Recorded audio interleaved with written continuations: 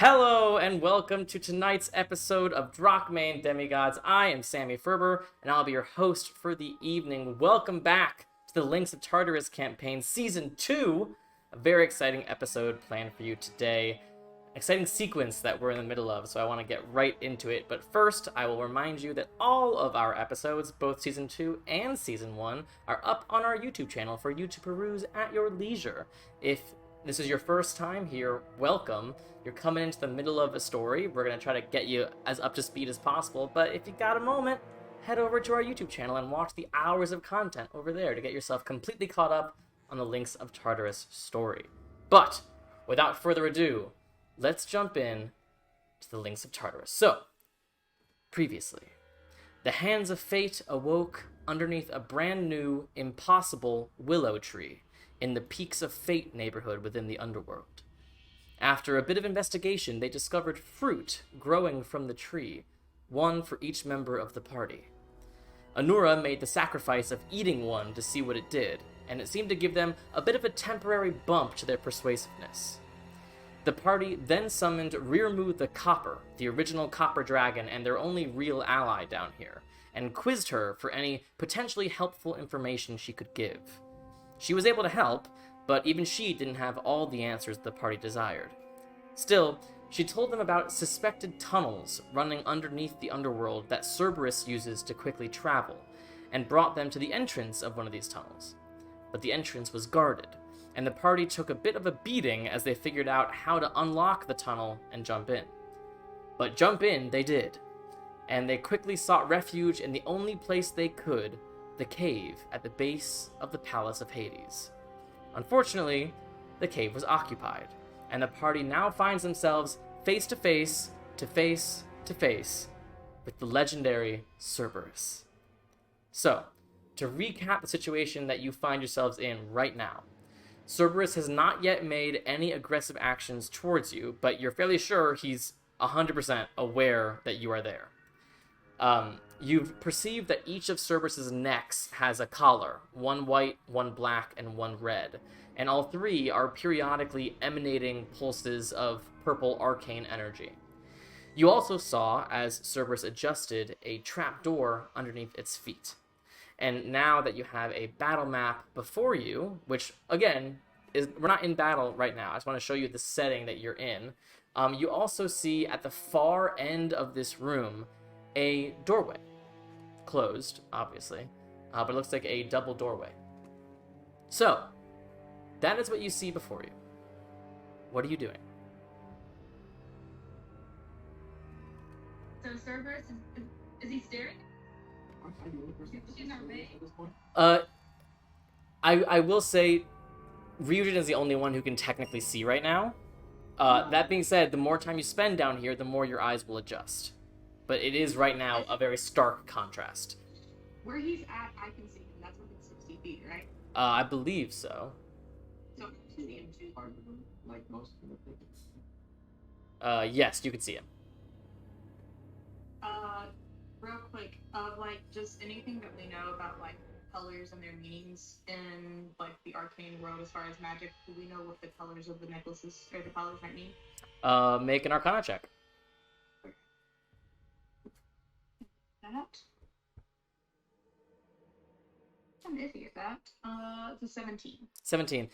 Colors mean a lot of different things in arcane practices. You know, some that are draconically inspired. So red is sometimes associated with fire, black with acid, white with ice. But that's not always the case. Oftentimes it could just be whatever material the thing is made of that may or may not have any relation with the arcane nature of it. You do know that purple arcane energy is generally considered sort of like the baseline of arcane energy. Like, that's in its most natural state. Arcane energy, if it is visible to the human eye, appears as purple. But in terms of the color of the collars, could be anyone's guess. You get the sense, since it's three collars on a three-headed dog, at the very least, they're there to differentiate the heads, but it could be far more than that.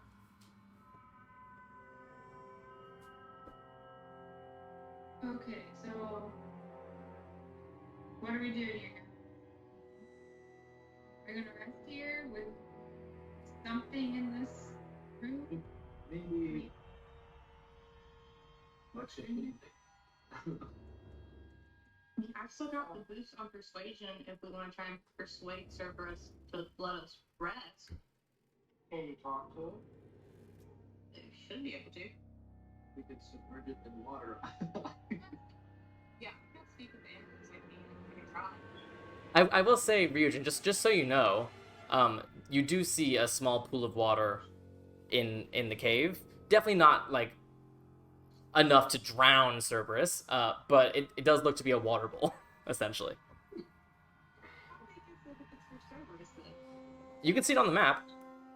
It's about 5, 10, 15, 20, 25, 30, 35, 40 feet diameter. My brain did not register that that's what that was, Yeah. even though it is clearly water. I think I've had a heat stroke on how hot it is. Well, Okay. I mean, it's up to y'all if you want me to try and have speak with animals and talk to them. it knows we're here. I think we should just. Might as well try. Yeah. I'm gonna look around the group. Just go. If it goes bad and he comes towards me, go ahead and just kill me if he starts getting aggressive, so I can go ahead and start on the regenerating process because I will be no help otherwise.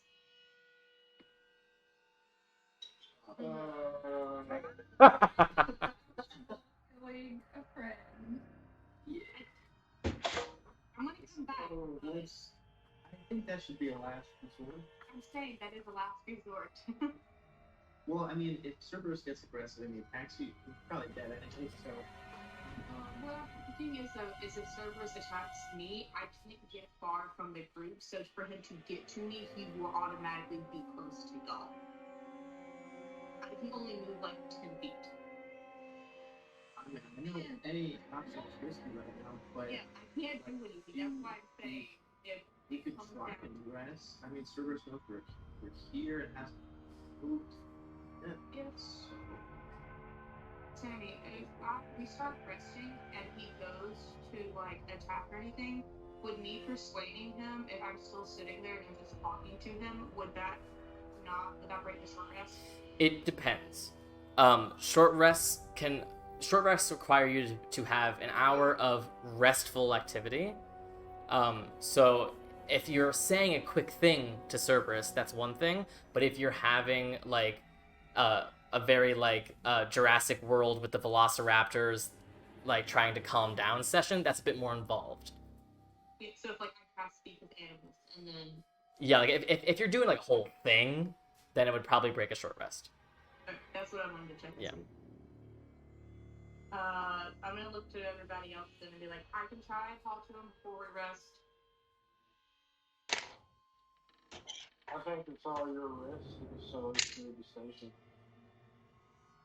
So it's up to y'all. Either we try and rest and see if he attacks, I can talk to him, and then we try and rest if he doesn't attack. The other option What I'm is saying you don't have any is, options. if you go into bad, or if you like, whether you talk to, if you talk to, you're gonna die for sure if things go bad. So, if anybody's gonna make the decision, be you. Scary. You can wait an hour. Knows we're here. It's not really too aggressive. Let's just stay where we are, maybe back up a little bit. I don't know. Just try and rest. We can go into this corner right here. Hopefully, it doesn't get too stimulated. What if Cerberus is like a T-Rex? You know, they can't see us if they're not moving. It's turning into Jurassic World. Yeah. Since I can see Cerberus, Sammy, can I see how agitated he is at this point? Go ahead and make an animal handling check for me. It's not really animal handling, so I'll say you can do animal handling or perception, whichever one you want to do. Well, I have proficient in animal handling, so We never do animal handling. that is. If there's ever a time to do animal handling checks, it's right here. I'm a druid, of course I'm Yeah. proficient in animal handling. It's a dirty 20. Okay. It's interesting. You get the sense just from looking at him in these first few moments, the three heads, while operating as one unit, as one creature, the three heads clearly have their own personalities and their own brains. One seems to be like trying to sleep. Another one seems a bit agitated and is just like wants to play. Another one is sort of keeping an eye out, and that's the face that's looking at you, and it's just seemingly aware. So it's hard to get one clear idea of how like riled up Cerberus is, because depending on the head you're looking at, you could get a very different response. That being said, in general, from although they have three heads, there's only one body, and what you get from the body language is not restfulness, not aggressiveness, more of just sort of on guard, aware that there's the potential for something to go sour here. For the head that's looking at us, does it look agitated or is it just kind of watching us? It looks fairly neutral. You do get a bit of, like, you can tell from the way it's looking at you how fierce of a predator it is. It's not coming to get you, but you can tell from the look that it's very much a don't try anything because I'll try it right back type situation. So he's not actively. Correct. Yeah, the Cerberus itself is not moving right now. So I'm gonna turn back to the party again. Like, it doesn't look like he wants to attack us. It's more if we try something, then he will. But at the moment, it's like if we make the first move to attack, he'll attack. So if it's okay with all of you, I'll cast Speak with Animals and see if we can at least reason with him and find out where he stands. Maybe we'll know if he stands with Persephone or Hades at least then. As long as we don't move towards it, I feel like Yeah, no, I'm not. situations. The only thing I'm gonna do is I'm gonna reach to where Adagio is and push Adagio behind me and get in front of him. Okay. So that if he does attack, I'm the first one to go. Sounds good. I was like, why me? And then I looked at the battle map and I was like, Yeah. Yes. Yeah, that way, if he does attack, he doesn't have to give it to everybody to give it to me. Sure. Got advantage. Yes, no advantage. I mean, I will go for it. Okay, good with it. I'm gonna cast Speak with Animals then. Wait, what shit like this? No, I was gonna ask them if it's waiting, are you sure you don't want to wait now? And It'll I mean, the thing is if it's waiting, I don't think speaking to it's gonna cause any problems if I'm not being aggressive. Like, I'm not gonna aggressively yell at it. I'm just gonna, ask questions. I mean, I kind of agree with Lucius, right? I mean, better safe than sorry. Why risk it? I mean, the thing comes down to though is if it's fine right now and it does attack, we don't have a chance then to figure out where his loyalties lie. That's the thing. We don't know if he's allied with Hades or Persephone, and if we know that, that helps a little bit at least. But if we wait the hour and during that hour he attacks, I can't do anything. I guess it's just the passes. Alright. I mean, I'll trust you. I also understand waiting there. I'm gonna flip a coin. I trust you. I just asked the question. Heads ask question, tails it up. Heads. I'm gonna cast Speak with Animals. Okay. You cast the spell. Mark off the slot. You reach into your druidic magic to attempt to communicate with this creature.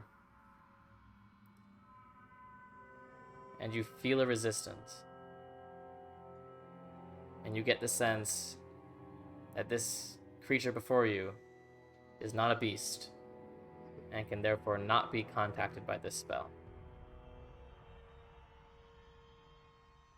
Well, I tried. They have to understand the Hey, I speak in bird. Weren't we told that they could understand certain languages, or like to an extent? Rirmu did mention that it seems that Cerberus is able to understand a great deal, but can't necessarily reciprocate. Any language specifically, like we know that Cerberus might know better, kind of thing. I mean, you know that Cerberus is Hades' dog, so probably at the very least languages that Hades speaks. Do we know those languages? I mean, you can assume common, celestial, maybe something underworldy, at the very least. Infernal, undercommon, who knows? Okay. So I was just wondering. Yeah. That's something we might have known. I like this and you need them. talk to it like, just, hey, you want to go see your papa? You want to go see your papa? And I'm pretty sure it'll react. I mean, if I can't talk to it anyway, and it would just be like trying to convince it, we can just rest and wait and see then. And if it gets agitated, then I'll speak to it. Okay.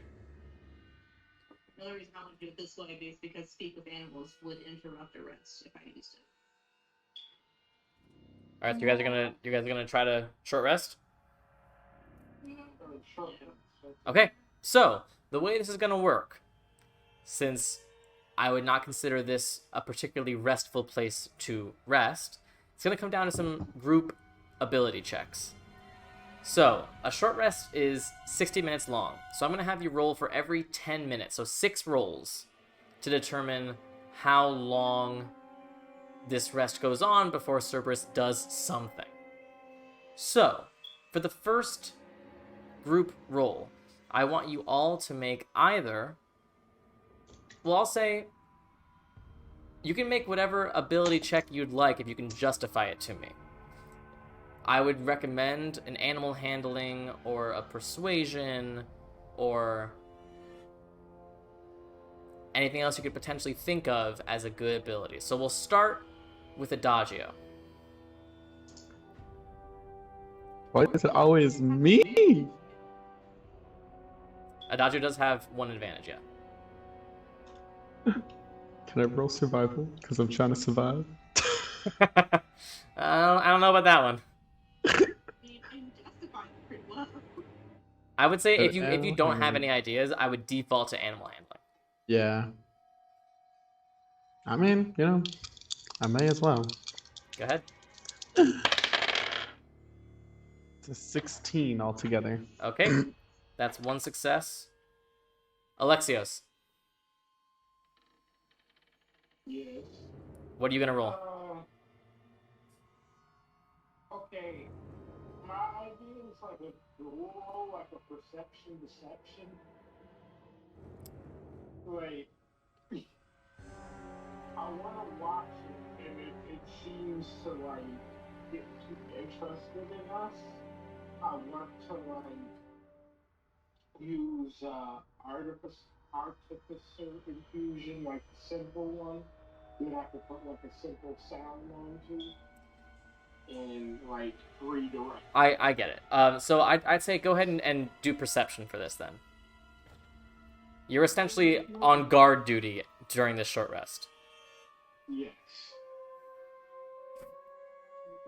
Interrupt the rest. Yes.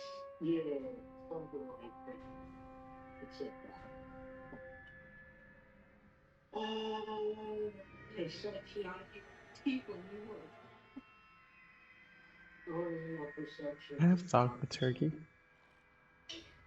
That's a +1. So, 18. Okay. Anura, what are you rolling? I'm gonna roll animal handling because I'm proficient in it. Go ahead. Hi, glad I chose that. That is a 15. 15. Okay. Ryujin, what are you rolling? Success or failure. We'll find out. So, I would like to roll my gift of the gods modifier because I have Eugen and a gift from the gods. Cute. Cute. Actually, I'll just do persuasion, I believe. Sure, you're gonna persuade him that hey, we're fine. We don't mean you any harm. We're just gonna chill here for a bit. Yes, and I'm gonna use my ancient copper metal dice because Yeah, hell yeah. From over here, stop being able to not move up to me. I rolled a natural 18, that plus 8, so So a lot. 26. All right. Ilmei, what are you rolling? So, have we made it long enough for me to be able to see, visibly see Cerberus? I would say since this roll constitutes the first 10 minutes of this attempted short rest, I would say yes. Okay. Then I would like to use my insight to try to look at Cerberus, try to figure out what he's wanting to do, kind of thing. Does that make sense? Sure. Go ahead and roll. Hey, Sammy, according to Joey in the chat. Yes, I see. Everyone's coming from the same source, so there's not much I can do on my end about that. But I would say if you're all up on your mic, step a bit back from your mic, and if you're a bit far from your mic, step a bit closer to your mic. I guess 14 total. 14. Okay. With 3 successes and 2 failures, you just barely get through this first 10 minutes. So me and my Yes. I will say for each of these rolls, the DC will continue to get harder as more time is passing. So that's 10 minutes down. We're at the 20-minute mark now. Adagio, you can either repeat the same roll or do something different. Can I roll performance and pretend I'm acting chill? Because I'm a nervous wreck on the inside. I think that'd be more of a deception. What if oh, you know what? I'm rolling the same one because Okay. deception's plus 0. Go ahead. I'm good at wisdom. Can I flick my coin thingy in the air so I can be more wisdomistic? You know what I'm talking about? Sure, yeah. Okay, bet, because that'll definitely add to my animal handling, and that'll be great. I actually never took down the Ares one, so it's kind of just floating there.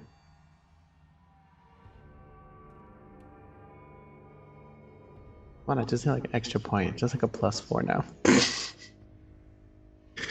Yes. A 9 altogether. Okay. Alexios? I don't know if that'll count. I did it too late, I think. That's definitely too late, but Alexios can take it if he needs. Okay, can I, back the area or I can't see? It's now been 20 minutes, so your eyes have adjusted a bit. Can I try to investigate the area and try to ascertain like some ways to maybe distract it, maybe like a toy.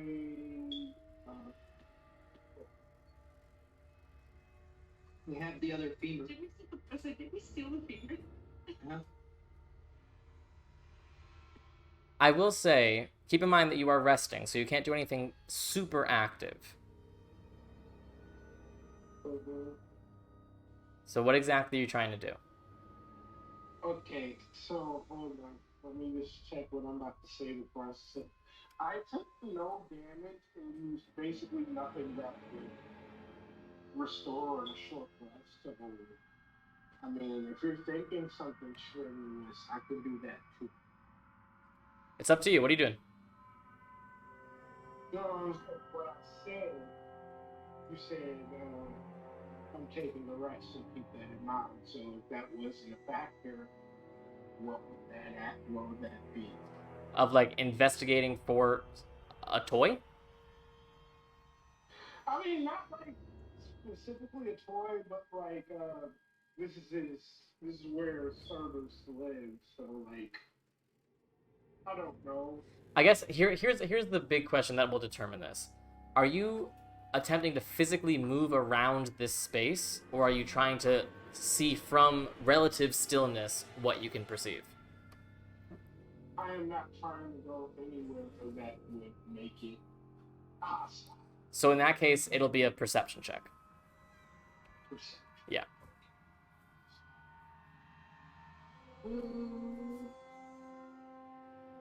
Yeah, 21. I'm gonna +5 that and make it a 20. Okay.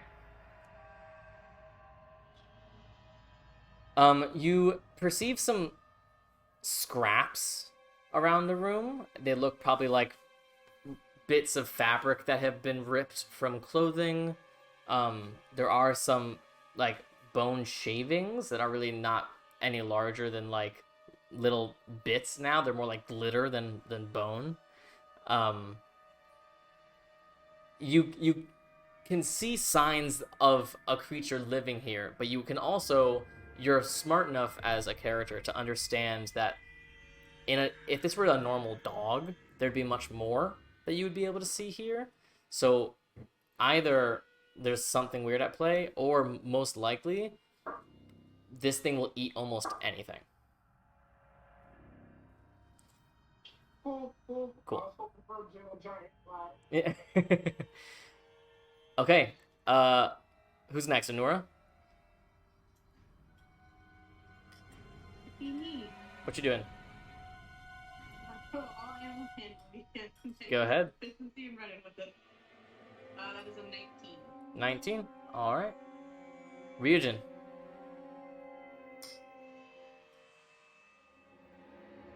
Should we do the same thing? Did Chris take that advantage, or did He did not take that advantage though. I did not take that advantage. Should I take it? I lied. 16. you should take that advantage because you want to be a fail?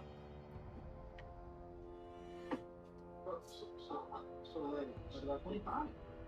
25. Okay, so Ryujin has used the advantage. Okay. Ilme, what are you doing? Can I do what Lexius did the last time and use my perception to keep an eye on? Yeah. Cerberus? As you see Alexios begin to shift his gaze to other parts of the room to try to get a bit more of an understanding, you take over the central guard duty. Go ahead and make a perception check. 25. 25. Okay. You managed to get through another 10 minutes. But you've now been here for 20 minutes, coming on to 30 minutes. And it seems like he's getting a bit restless. Adagio, what are you doing? Would it break the short rest if I like actively played music, or would I be like fiddling with my lyre? That's up to you. You could fiddle, or you could play music. Those are two different play- actions, I would say. If I like played a lullaby, it's just like elevator music. I would say like, that's enough of a choice that you would not be resting anymore. Ugh. The fiddling. Okay. I don't need the short rest, but I guess I would. I don't. Break mine just because you play music. But would I count? I wouldn't count towards the group anymore, would I? You're still helping the group rest. Okay, I guess I'll switch out to trying to lull Cerberus into a calmer state. Okay. Which instrument are you pulling out? Let's see, lyre or viola? Which one of my strings do I want to play? You think Cerberus has ever heard of it? Maybe that's too high pitched. He's a dog, right? Dogs have high pitch. But yeah, but when is too high pitched? Too high pitched. You can hear the old, it's not too high pitched for a dog. Yeah. Okay then, I like my feel. All right. You spend your action essentially playing an attempt of a lullaby on your viol. Go ahead and make a performance check for me. Performance. Not any higher than anything else I've been rolling, but you know what? Maybe the gods looked down at me. Okay, that's a 19. 19. You do see a reaction from Cerberus when you play music.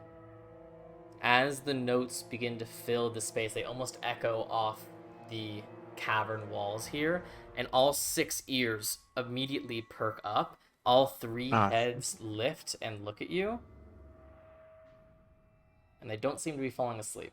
They just seem ugh. like they do that classic dog tilt, you know? But just like, it's a they seem to be curious about the music. what if I just like took like 5 steps this way? Boop, boop, boop, boop. Boop. Okay.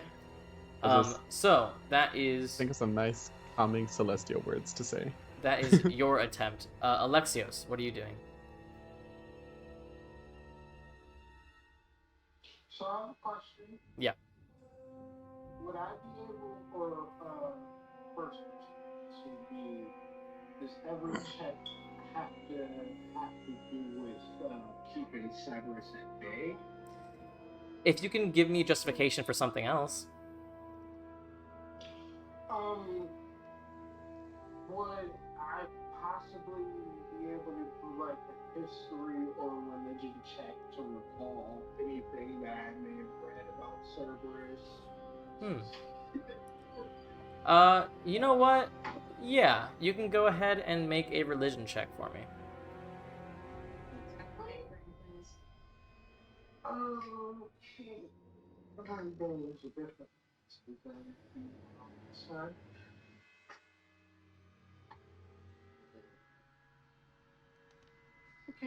Okay.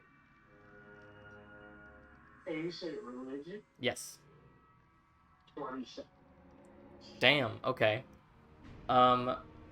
Is there anything in particular you're hoping to remember about Cerberus?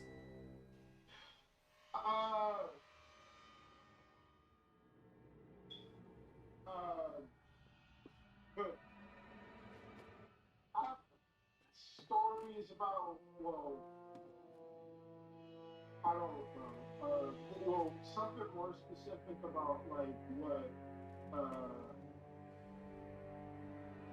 Orpheus did. Okay. Something about Men's interaction with Cerberus. something about how Hades interacted with Cerberus. I don't know. Something just. I don't know. With the 27, I want something good. Okay. So you do know there are 2 main stories that are told about Cerberus and men's interaction with Cerberus. It's mostly Orpheus and Heracles. Those are the 2 stories of people who have encountered Cerberus and lived to tell the tale. Orpheus famously played music and lulled Cerberus to sleep. And I will put an asterisk on all of this and say that these are stories. These are myth. Who knows what is truth and what is tale? But the way the story goes, Orpheus played music so beautiful and so stirring and lovely that he lulled Cerberus to sleep and was able to move past him without any issues. Heracles took a very different approach and essentially fought Cerberus and attempted to get Cerberus's necks tied up so that it couldn't really move. With a religion roll that high, you would know something that not everyone has heard about that Heracles story. And you're not sure if it's true or not because it's not nearly as popular as the rest of the story, so maybe someone just added it along the way, or maybe it's something that was lost along the way. But the way you heard the Heracles story go is that Heracles fought Cerberus so hard that he believed that he had slain Cerberus, But at that moment where he believed himself to be victorious, Cerberus's heads split and became 3 entirely independent beasts with 3 entirely independent bodies. And when they had split in that way, he was able to distract, confuse, tangle them up, and that's how he escaped. Now again, in the years that you have been on this world, sometimes this tale of Heracles would be told, and you'd be like, oh yeah, that's the one where this happens, and everyone would look at you like, what the fuck are you talking about? Like, that's not how the story goes. But you did hear it, so who knows?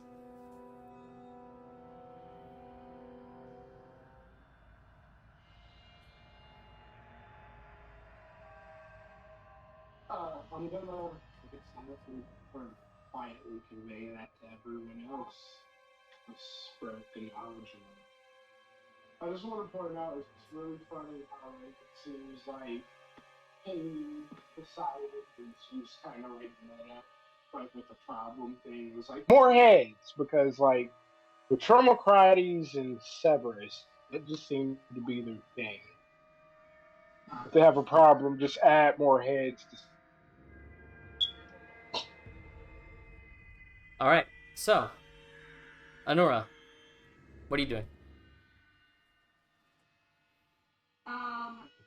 With the music thing, with like humming along with it, like just random words that are calming and infernal. If I'm not like actively like really trying to project them, just kind of humming with it, kind of thing. Would that be breaking the rest?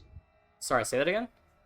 So like if I'm like muttering or like not loudly like trying to project them to Cerberus, but just kind of like, you know how like you kind of like sing to yourself and you like sing under your breath kind of thing. If I sing something like in infernal, like as a, that goes along with the lullaby music, would that break the rest? Here's what I'll say. By the way, Joey in chat, yes, we are. Not quite sure what the problem is. If you want to help me problem solve, be my guest. Here's what I'll say. The performance check has come and gone. So whatever you're going to do, it won't affect that initial performance check. But more to the point, what I would say is you can either do something under your breath without necessarily trying to draw Cerberus's attention, or you can try to draw Cerberus's attention. But if you're doing it under your breath, you're not affecting the party's roles here. Or if you do it to try to get Cerberus's attention, that would be a check. See what I'm saying? Yeah, but would getting his attention, would that break the short rest for me? No. Would it be performance or persuasion? Oh, Joey, great, thank you. What are you trying to do? That'll determine the kind of roll. I'm trying to see if like I can help, if I can like keep him calm and like, you know, keep him from attacking us kind of thing. Okay. So I'll say dealer's choice. You can do whichever one of those two feels better to you. Am I still within the hour for persuasion if I do it? Definitely not. Okay, then no, because I have +0 to that. My charisma is non-existent, so I'm just gonna go with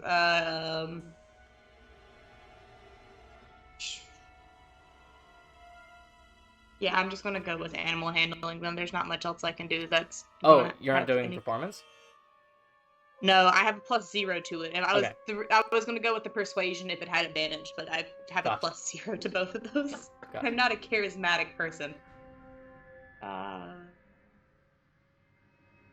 25. 25. Okay. Yeah, I did math right. It took me a second. Ryujin, what are you doing? So, seeing Adagio play and Cerberus kind of react a little bit, I'm gonna take out my lyre. Okay. And yeah, I'm just gonna start playing the tone of that Orpheus showed me as best as I can. And yeah, basically just show like images of Orpheus playing and Cerberus going to sleep, and nothing like to agitate it. Okay. Can I add to this somehow? Can it be A dual check? Yeah, because I wanna turn on the dancing lights and kind of float them around in like a little pattern and Like hypnotic? yeah. At I the same see. time. Okay. I will let you help.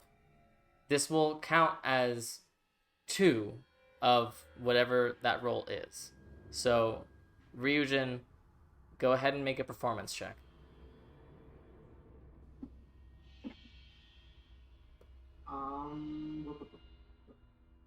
14 plus 8, 22.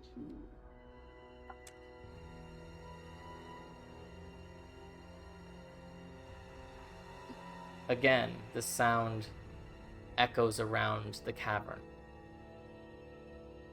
And Cerberus, all 3 heads are tied, looking at you. But if it seems to be having any particular effect, if anything, it seems to be getting him a little more riled up.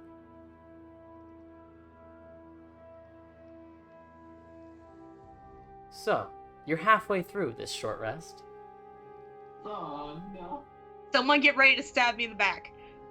Adagio, what are you doing? Stab something like How?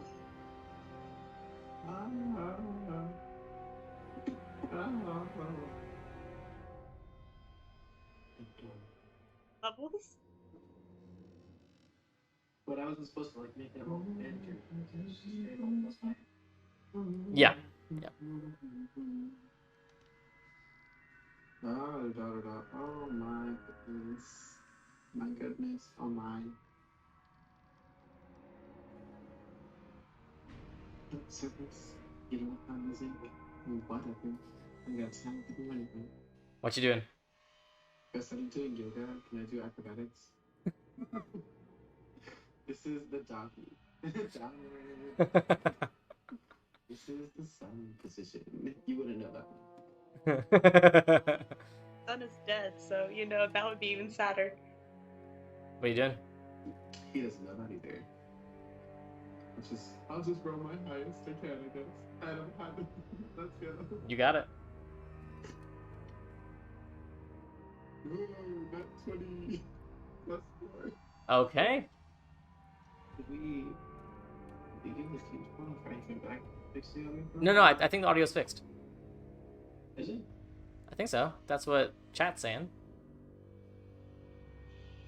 I'm gonna listen to it real quick while I'm not doing anything. Alexios, what are you doing?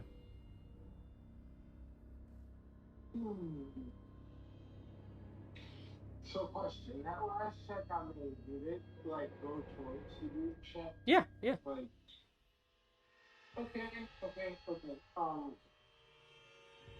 Can I do what Nora did earlier and Arcana check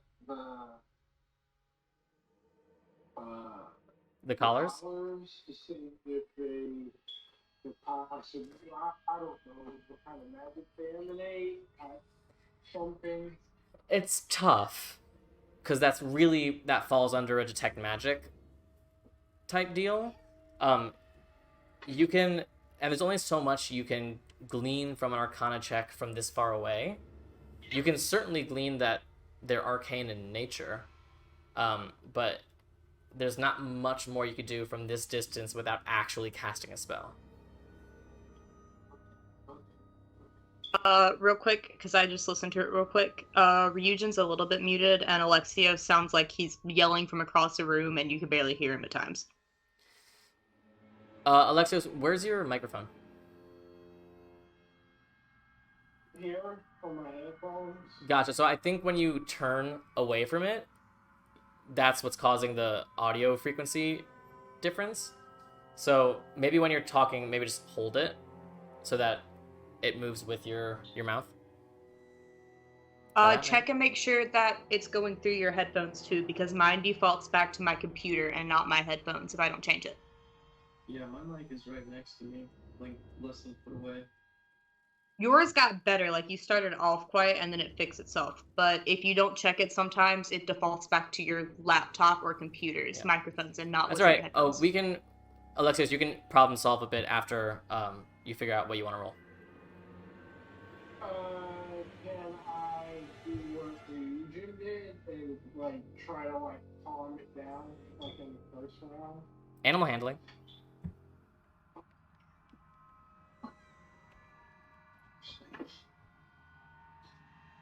Yeah. Probably use your attacks.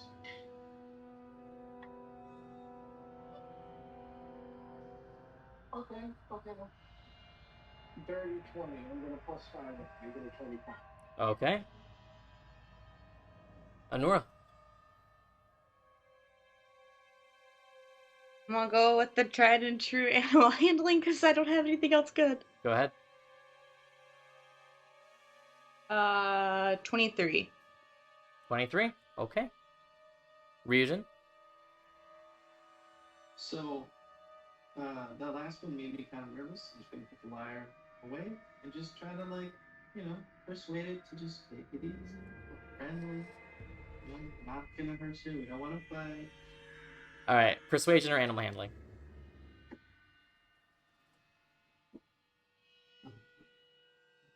Persuasion. 23. 23. Okay. Yeah. Ilme. I'm gonna do another perception on Cerberus. Keeping guard. Yeah. Go ahead.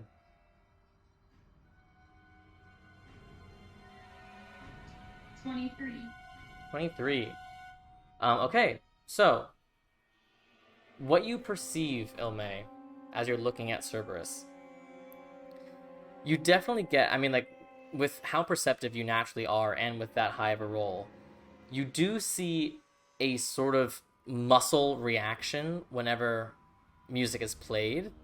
Like, he tenses up as he hears it. But whatever sort of effect it may have on him, he seems to be overpowering it. You also see, as time goes on, at least one of the heads seems to be getting... There's some drool coming down. You see one of the front claws just sort of absentmindedly scratching the gravelly floor. At least one of the heads seems to be getting a little antsy. That being said, yeah, go ahead. I'll pass that along. Yeah. Tell everybody, like, I don't know how much longer this is gonna last. That being said, there wasn't nat 20 that round, which benefits you for this round. Adagio, what are you doing?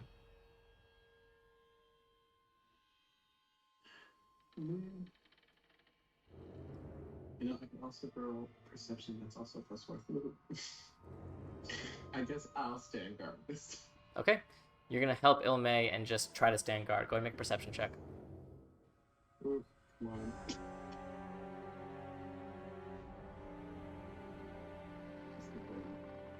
a 14 together.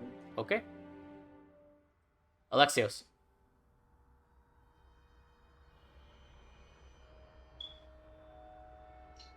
I'm running out of tricks. It's okay. You can repeat. That's okay. I have literally rolled the same thing this whole time, so...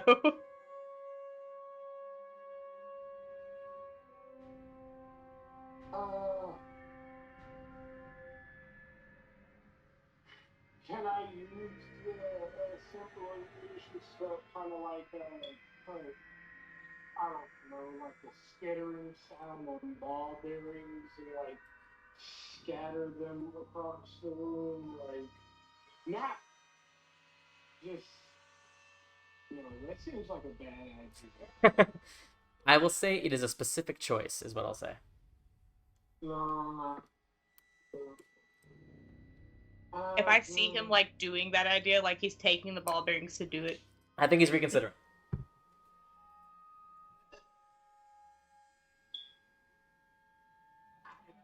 What do you think?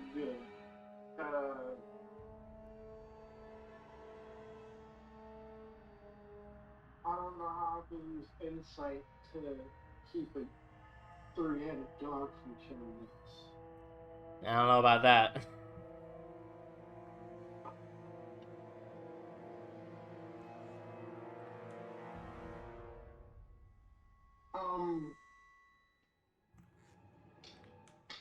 Can I use nature somehow to recall what I know about dogs in general? I would still say that's animal handling. Didn't last session you say that on the Isle of Ares you just killed them anyway? Yeah, basically. Or they were like used for hunting parties and stuff. Okay, What you know maybe about I dogs was is death. worried about a ranger who had a companion one time was very nice to him. I mean, here's what I'll say. I'm not gonna let you roll for that, but I will just let you know, like, yes, Cerberus is a dog, but also Cerberus is clearly not a dog. Okay.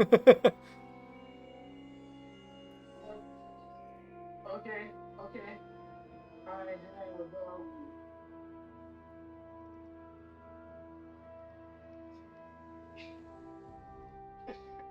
how can I roll this stuff to make sure I'm not the problem? You can certainly try.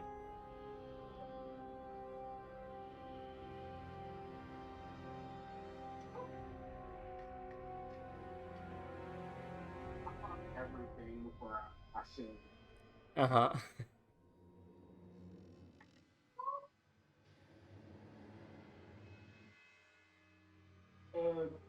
23.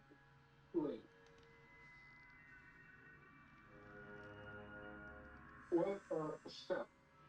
Okay, so 21 and yeah, 21. Okay. Anura.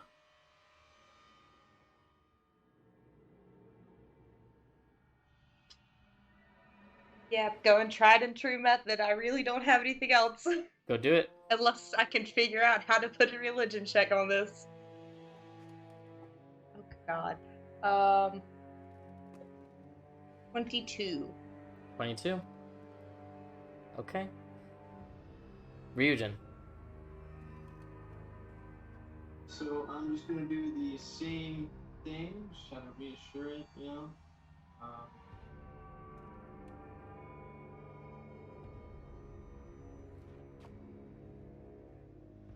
I rolled a natural one. Okay. Yeah. With how these rolls are going, Ilme, here's what you see as you begin to think about what you want to do this round. Cerberus does stand up and gives a good old stretch. You see now not one, but two heads are getting a little tired of guests in this room. What are you doing?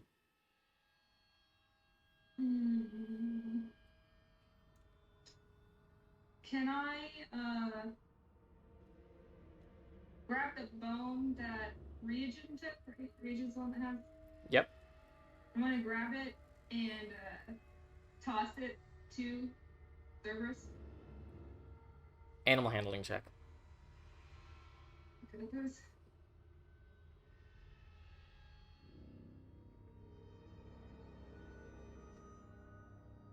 17 total. Okay. Plus 5? Perfect.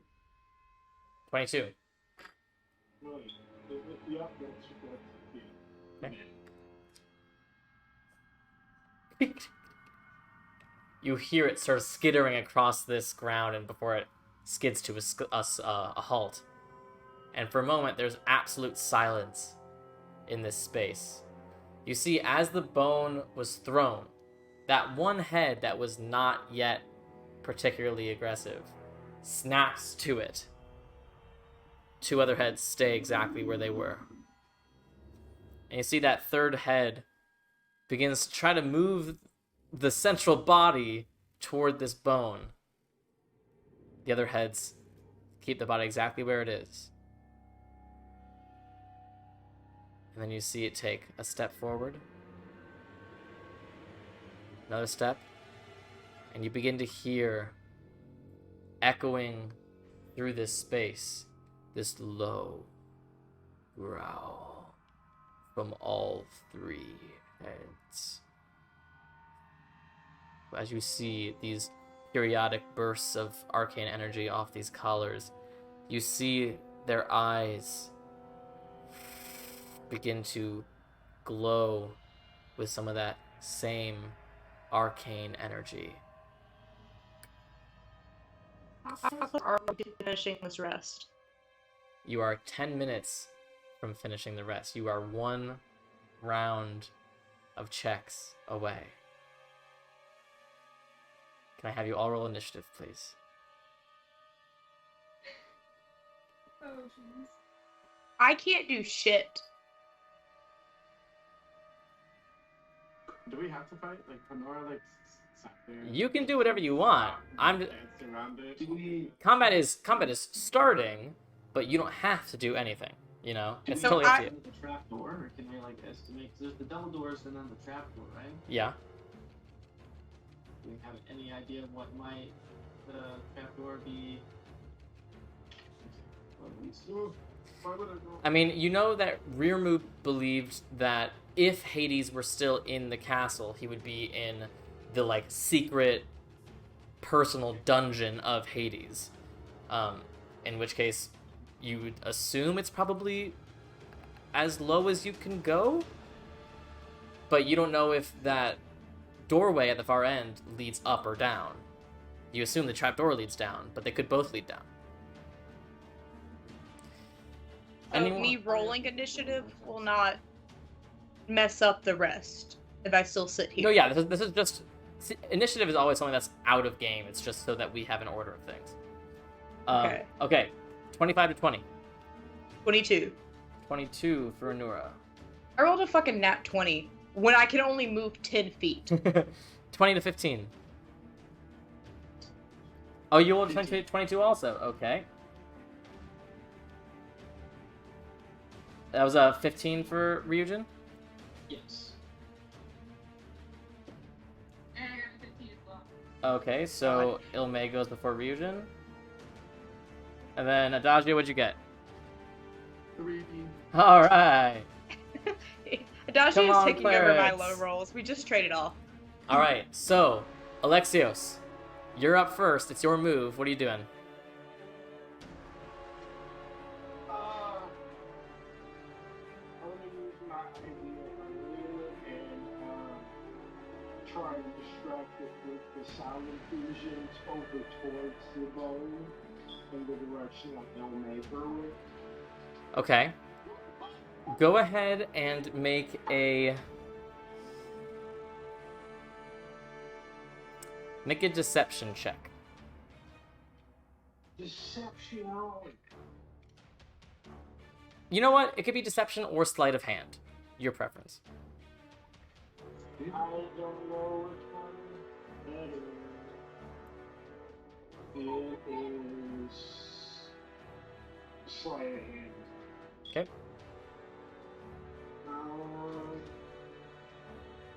Oh, that's a one. Natural 20? 23 in total?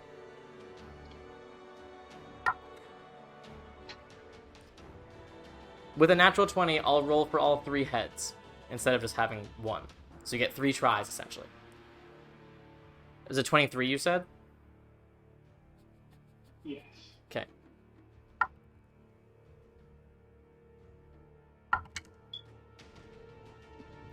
Okay, so 2 of the heads snap toward that new source of entertainment.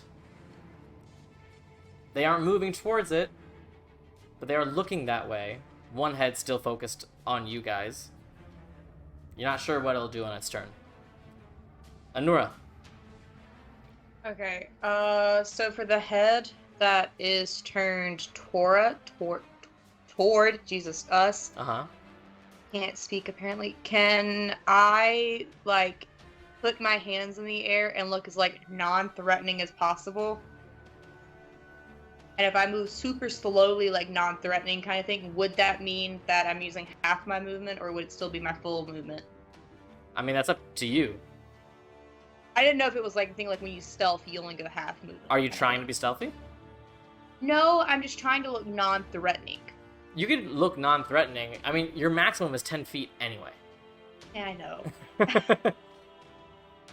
So yeah, so I'd say you can move your full 10 feet and still attempt to be non-threatening. Okay, then I'm gonna take a slow step forward, kind of like watching his reaction kind of thing. Okay. And Yeah.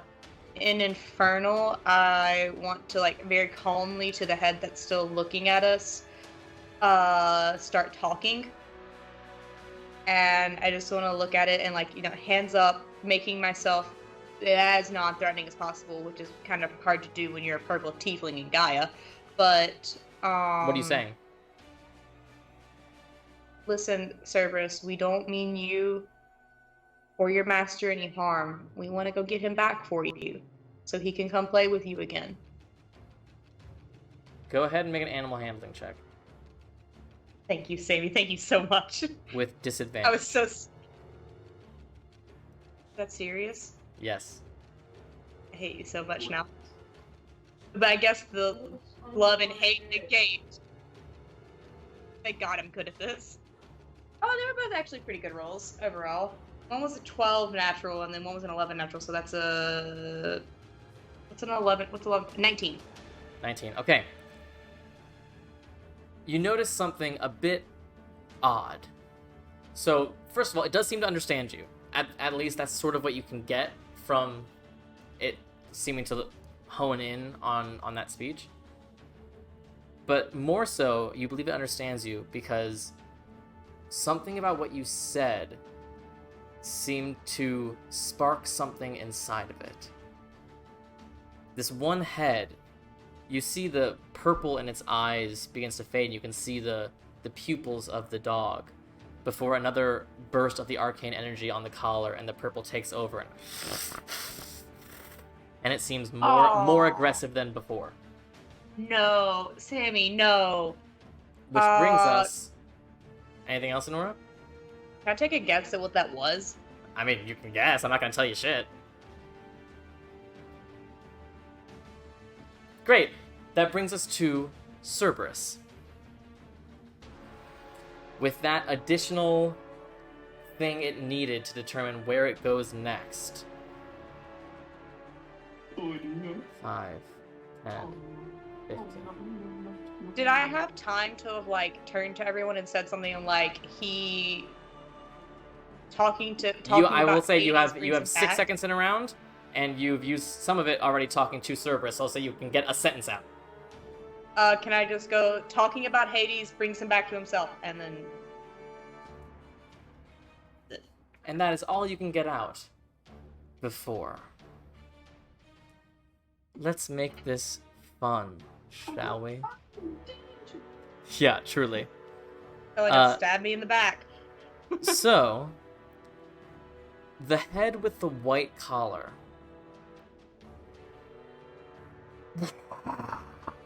And you see this gas pour out of its mouth. I need everyone except for Adagio to make a Constitution saving throw. So let's start with Ryujin. You first. Why me? I don't know. You're the first person I saw. You know how I feel. Con save roll. Yeah. It's gonna be 16. 16 is a failure. Ilme. Be Should we just say I failed? Why? Because, because my son's really bad, but I won't. Give it a go. 19. 19's exactly what you needed. So you're fine. Alexios. you say save it? Yeah, con save, con save. Okay, then 24. Okay, success. Anura? I'm staring my dice down so it rolls good. Nat 1? I rolled an 18. I was just below it. Oof. Okay, so. That's fine. Alright, that's your reaction. Ah! Alright. So, Ryujin fails, everyone else succeeds. Wait, So don't use that on me. I need to die anyway. It's too late, it's used. It's used. So, Roll the 12, it's fine.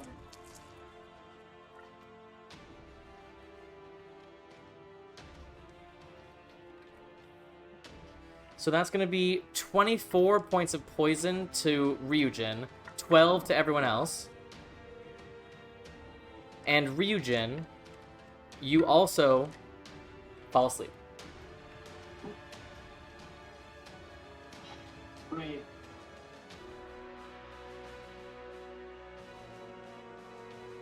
So you all see this noxious gas pours over all of you. You cough and you feel it sort of sucking some of the life essence out of you.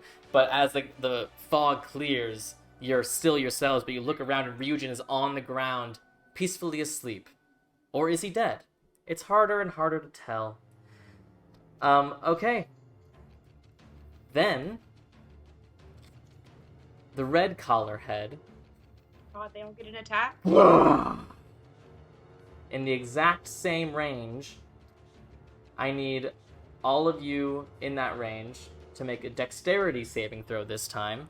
Now, Ryujin, you are unconscious, so you automatically fail dexterity saving throws. Since I can barely move. You're still okay.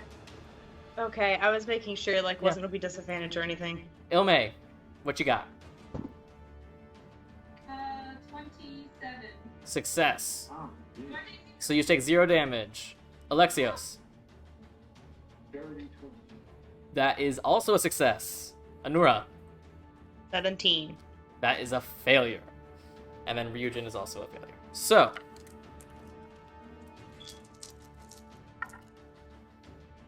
the good news for you, Ryujin, is that as you take this damage, you wake up.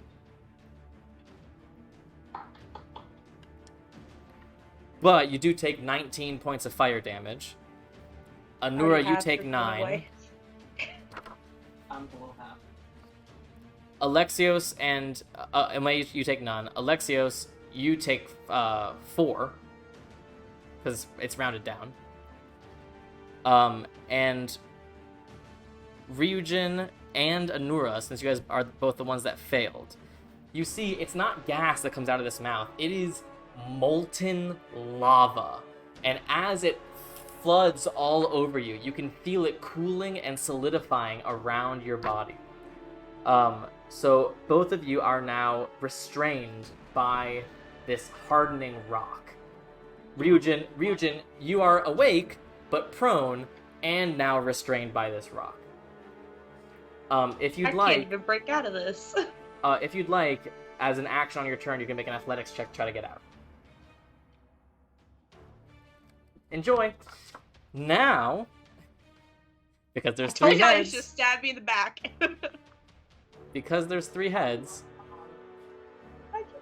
the black collar head. This black, seething energy pours out in the same range. I need all those same people to make Constitution saving throws. Do So let's start with Ryujin. Oh, fail. Okay. Ilme, Failure. No way. Alexios, 22. success. Anura. Failure. Okay, the good news is Anura, this is necrotic damage. I don't want it! Let me die! So, that is 17 points of necrotic to Ryujin. 8 points to everyone who succeeded, and Anura. Oh, yes, sorry, that's correct. Ow, two of the In collars are addition, literally just... in addition to that, Ryujin, you are still restrained. Anura, you are still restrained by this rock, but now you are feeling your actual life, the very bit of life that is still remaining in you, that desire to continue pushing on and not just accept your fate down here in the underworld. You feel that getting drained from you. Everyone who failed, so that is Ryujin, Ilme, and Anura, is stunned as you feel the life essence leaving you. You are currently stunned. At the end of each of your turns, you can attempt to save from that effect. What does it do? What does stun do? Yeah. So when you're stunned, you are incapacitated, you cannot move, and you can speak only falteringly, and you automatically fail all strength and dex saving throws, and attacks against you have advantage. I will also add, as an additional element to this particular stunning ability, that while you are stunned in this way, you are vulnerable to necrotic damage. So any necrotic against you is doubled. That would just get regular. Yeah, for you. So that's his 3 breath attacks. And now, I'll fucking die. it is going to step forward to get 5 feet from you. And you see its 2 front claws and slash across you, Anura. The first one is not that great, a 19 to hit. That hits. Okay, and the second one is a 23 to hit. That hits. Okay, so both of those hit. So first...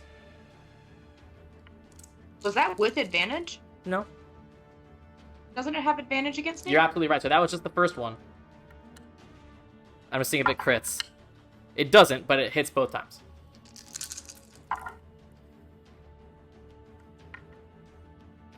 It's not gonna take much.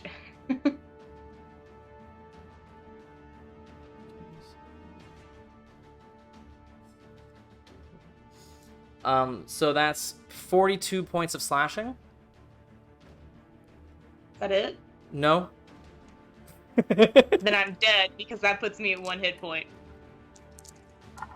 Plus...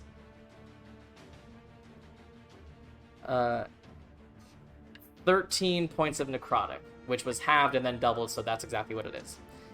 So you are unconscious. Yes.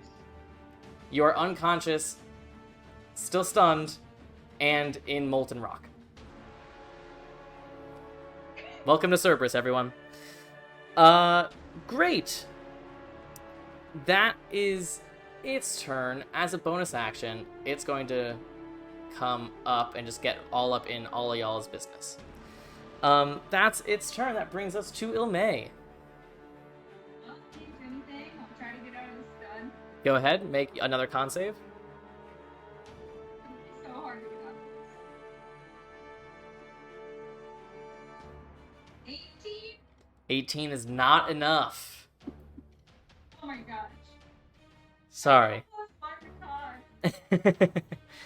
retard. Okay. So that's all of Ilme's turn. At the end of your turn, Ilme, Cerberus's tail leashes out, hitting both Ilme and Ryujin. I need both of you to make dex saves, which Ilme auto-fails and Ryujin auto-fails. Tomb of Resistance. Okay! So, this ice fortress comes up. Is weird because you are both surrounded by molten rock and a giant tomb of ice. So the rock is actually cooling even more. It's a very weird sight to see. There's lots of steam coming out of Ryujin right now. But you each take 9 points of bludgeoning, and Ilme, you are knocked prone. All right, Ryujin, you're up. Momento. Okay. So Let me just read this quick.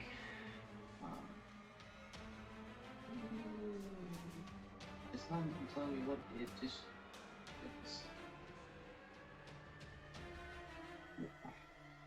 Sammy, I know you've said you don't want us. Run right now. I know you said you don't want us to like have to play different characters, but I feel like you're going back on that. Listen, Where there's strategy is- everywhere. Oh, yeah. Just because of the riddle. It's not bringing up the text box for Tomb of the Vistas. Can you do anything while in the tomb? Well, I'm trying to bring it up so I know exactly what. I see. Yeah, once per short rest, as a reaction, when you take damage, you cure yourself from ice from the orb, which melts away at the end of your next turn. You gain 110 temporary HP, and you take the damage, or after you take damage. So, you gain so no, I can't do anything. I just have 101 temporary HP until the end of my next turn. Which is right now. Is that right now? Yeah. It says next turn. Yeah, but that's from the time you use it as a reaction. Yeah. Okay. So at the end of your turn, the tomb fades away into water. You're still covered in this molten rock, and you're prone and restrained. And I can't do anything else. Yet. That's right. That's the end of your turn. Yeah, man. This is it. We're gonna be rolling different characters. I literally have plus whatever my. Adagio, you're up. Wait, Alexios, what's up? Didn't know, man. Yeah, I rolled. I'm stunned. I can't do anything. Right. Yeah, isn't it my turn after that? Then we go. No, you're No, first. you're- you go you're before me. at the You rolled a top. 22. Yeah. Oh, Adagio hasn't even gone yet. It's not this. Yeah. Adagio, go ahead. How high is this little ledge I'm standing next to? Not high, about 5 feet. Okay, cool. So if I just jump over? Yeah, that's fine. 5 feet of movement? Yeah, you can just jump. That's fine. I'm a run. Okay. I just thought everyone in like one singular round. Get fucked. Whoa. Oh god, that was terrifying. Oh my god. Okay, I guess I'll move my regular movement. 5, 10, 15, 20, 25, 30. So like right here. Now let's see if I can get this dumb dog to follow me instead of my friends so they can survive a little longer. I'm still holding my viola, so if I cast Thaumaturgy and I just started like, what? Here's the challenge: is thaumaturgy and making a performance check would both be actions, so I could say you can't do both at the same time in combat. My Thaumaturgy said, chew on this. You can do whatever you'd like.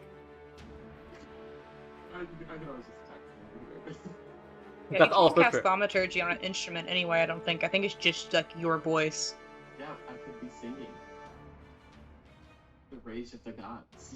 There you go. That's fair. And Celestial. That's fair. The language of the gods. What you doing? Listen here, Cerberus. Oh, steer, girl. Steer. Okay, yeah. Oh my god, I don't even know if, like, it's like flat out attack me. Bring me this way. Just escape. Okay. Freaking, he's probably like 5 and like 5. What are you doing, buddy? Scared. I'm scared. I'm aim. Do I want to throw a fire? Good. I'm a yeet a fireball right here, so it hits him, but none of my allies, hopefully. You got it. Yeah, you can definitely orient it in such a way that you only hit Cerberus and not your allies. What level are you casting at? Well, I'm trying to save my 4th level, so do it at a 3rd level. Okay. You cast 3rd level fireball. The fire erupts, and for a moment, Cerberus is completely engulfed in the flames. And then, just as quickly as it came, the fire ceases, and you see a sizzling, unblemished Cerberus. I only have 5 out of 10. This would have to be the death dog. Yeah, it seems like the fire is not necessarily doing what you wanted it to. I'll pull out my Dex and say, "Get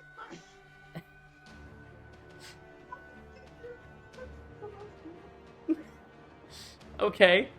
I'll say you can make a persuasion check with disadvantage. Or intimidation, whichever one you'd prefer. Well, it's 5, so I ain't going to. It's a 5, so it doesn't matter. Okay, that's Adagio's turn. Alexios, you're up.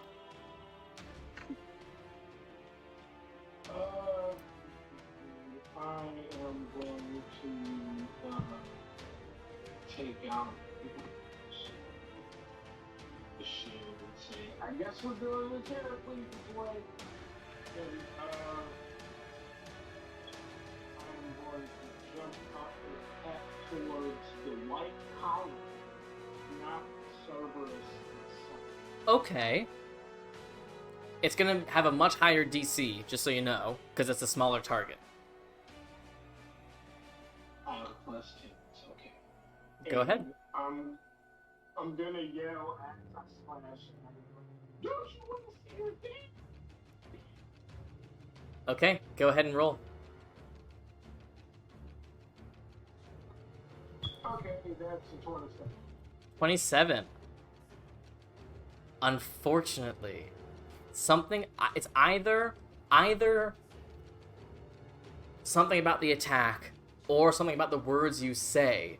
But as your sword gets near the collar, another one of those bursts of arcane energy comes out and actually deflects your sword, and that head, its eyes glow bright purple, and it looks towards you, and you see its disgustingly sharp, bloodied teeth. It does not seem to like what you just did. Okay. Okay. Action. Yep. I want to cast, what's that spell that I have? Branding Smite. Okay. Your sword erupts. That your turn? Yes. Okay, at the end of your turn, that happens. Okay. Anura, you're up. I don't know what that was because my laptop was on, so I don't know if there's anything on Owlbear. It's alright, nothing has happened on the screen yet. Okay, well, I gotta roll death saves. Yes, make a death save, please. That's a fail. Alright, 1 failed death save. That brings us to Cerberus. And you see both the red and black collars seem to charge up once again. But the white collar does not. Which means that that head with the white collar is going to bite out at Alexios. So that is... I'm going to use the advantage that chat gave me to block that natural 1 from happening. That is... No, chat. That's a 22 to Chat, hit, no. Alexios. Ooh. Ooh. The time that it defend is... Yes. Or no, sorry, if it hits your AC, it hits you.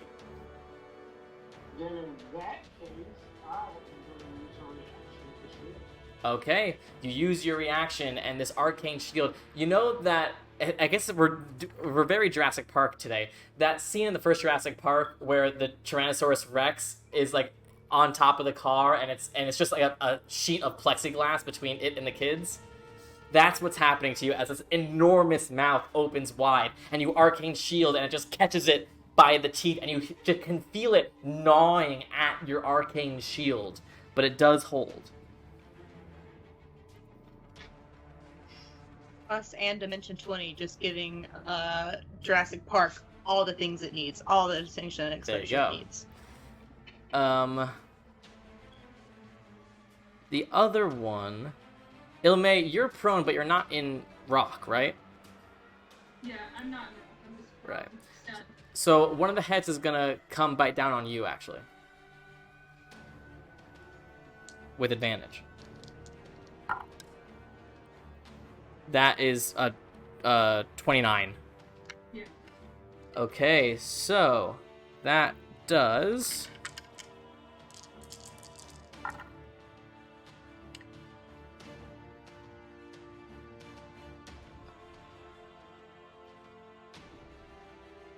That's 21 points of piercing damage.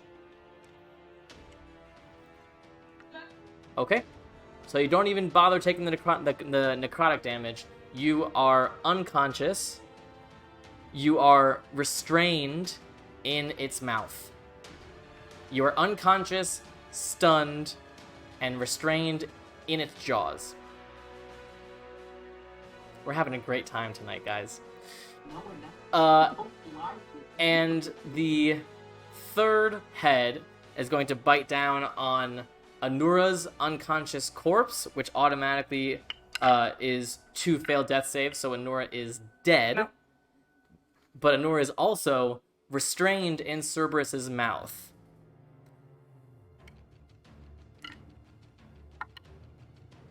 Ooh, you lucky motherfucker. Ooh. You. Your constitution score is lowered by 1, and you come back in 1 round. Oh my god. You lucky motherfucker. So you can go ahead, If anyone needs that, it was me, because I would Yeah. be. Anna. You can go ahead and take a long rest on D&D Beyond, Oh my god. and we'll come back I'm to you gonna next cry.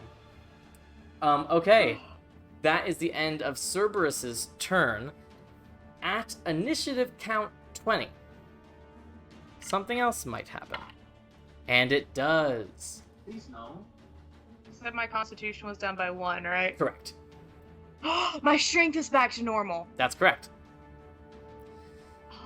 Those of you who are alive, and specifically Adagio, as you're the closest, you see bubbles begin to emerge in that water pool, and you see 3 skeletal, undead, partially flesh, partially bone, what look like the corpses of pirates or sailors or some underwater deaths. And 3 of them begin to emerge from the pool of water. Did I get my 10 hit points back from the chest plate or not? Yeah, you took a long rest. Okay. That's what I want to make sure. Yeah. Even that 1 was no bueno. I went to 61 max health from 72. There you go. Yeah, I lost 1.1 from like 95 to 85. I'm- Oh my god, the dice she rolled just went up for me too. Oh, yeah.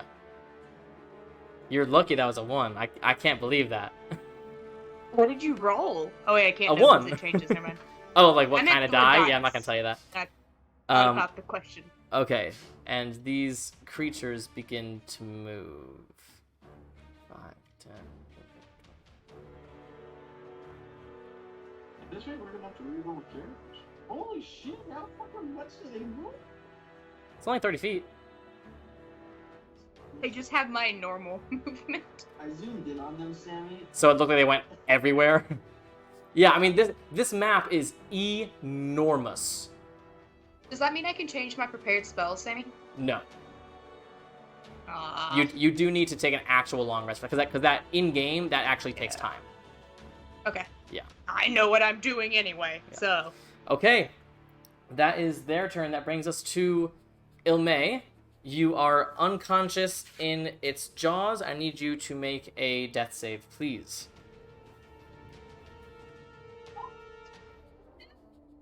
Nat 20. The good news is you wake up at 1 hit point. The bad news is you are still stunned and restrained in the mouth of a Cerberus. But you Oh, are that's just awake, like- and the other good news is you take your death save at the beginning of your turn. So technically, you have a turn right now. Okay, you're still Can I just, like, stunned. have role-playing moment, look over. Yeah, just like as a role-playing moment, look over and be like, hey, You know how's it what? going? Come here often. You know, it's not in the rules as written, but I'll say that makes sense to me. If you have fallen unconscious and come back to consciousness, I'll say your stun is gone. Thank you. Okay, I know what I'm doing. Okay, I will remind you before you say anything that you are restrained. Yeah, I'm not moving. Okay, go ahead. My neck and throw it around the neck of the dog that the head that my bloodstone. Okay. Will you remind me of the language of that item, please? Okay, so anytime the wearer so the medallion is it dampens magical abilities around the wearer. Anytime the wearer is targeted by a arcane caster causing them damage, they take half damage. If they're subject to a spell from an arcane caster that requires them to make a saving throw, take half damage on a success instead of no damage. So you're hoping to dampen the magical ability of that head. Yeah, and yeah, it says if an arcane spellcaster wears this medallion, all their spell attack rolls are made with disadvantage, and their spell save DC is lowered by 3. Okay. Would you have had all those effects from when you got attacked then? Like, you would have had advantage on your saving throws? It's not casting a spell.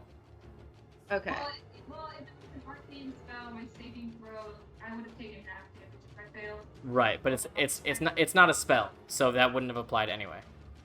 Okay. It's similar to like a dragon's breath weapon. That's not technically a spell. It is a magical effect, but it's not a spell. I was just hoping to dampen the effect of the collar.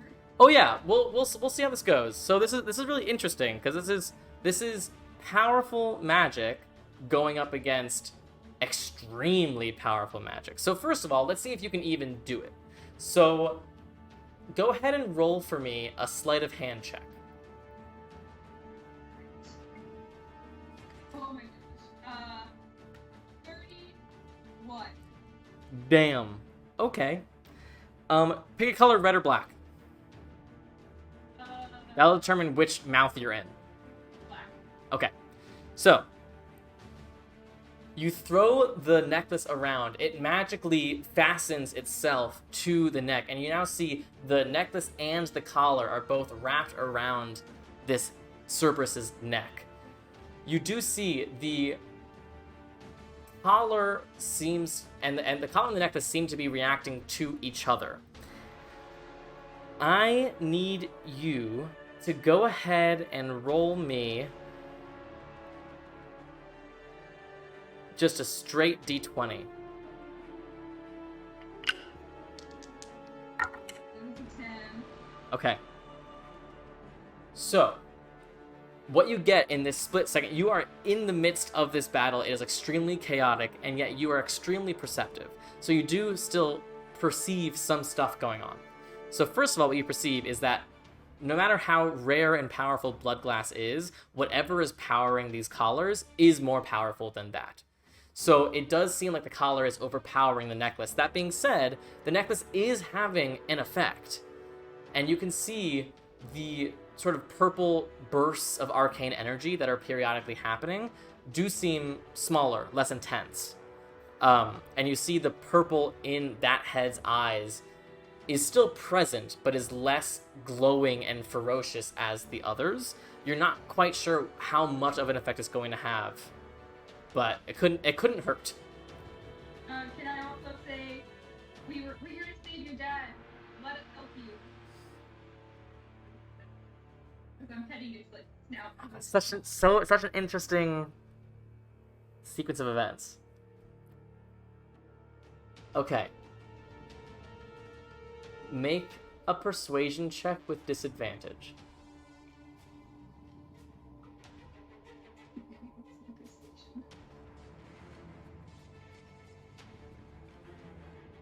Oh god, no. It's the 7. Okay, so unfortunately at those words, the purple in the eyes seems to gain strength again, and any moment of doubt or confusion seems to be overwritten by whatever you just said. Oh, Frank. Okay. That brings us to... Oh, at the end of your turn, you can roll against stun. Or sorry, sorry, you're not stunned. And I don't believe you can... Oh, you can try to escape. But you'd have to use your action for that. So, I think you're sort of stuck. Yeah, I was like, I think I already used my action. Yeah. All right. That brings us to Ryujin. Okay, so Cerberus with the white collar is attacking Alexios. Correct. Okay? But black collar has Ilme in its jaws. Yes, and the red color has Anura in its jaws. Okay. I'm gonna tell cats dispel magic on the red collar. Okay. Go ahead. Read my mind. Engage with the necklace and witness. Yeah. So, go ahead and roll for me. Read my mind. So let me just bring that up real quick. Okay, so she's one creature. Okay, so I mean, do you want me to say like the specifics, or do you want me to just roll with the spell attack? Well, first of all, what level is it being cast at? Fifth. 5th level. Let me just check something real quick. It's a DC saving throw from whatever the thing is. Yeah. It's a DC if the object is a higher level than the spell cast. Correct. So go ahead and roll for me. So you're just gonna roll a d20 and add your charisma modifier, not your attack modifier, just your charisma, your base charisma, For a while. to see if it works. That's really good. 22 total. That's plus 4. Not really. 22 total. You also get from this that this is extremely powerful magic tied to these colors. So you can't dispel this permanently. But you reach up and cast your spell, and the purple bursts of arcane energy on the red collar momentarily cease. And the purple in that head's eyes fades. And then I'll say, Cerberus, we're here to help. Quick, tear off the collar from your second head. Laughs. Hopefully that has some effect. Go ahead and make a persuasion check. Persuasion check. My hand is ready. He's weak. 21. 21. Okay.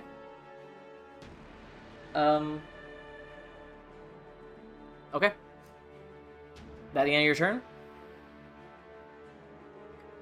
So that was my action.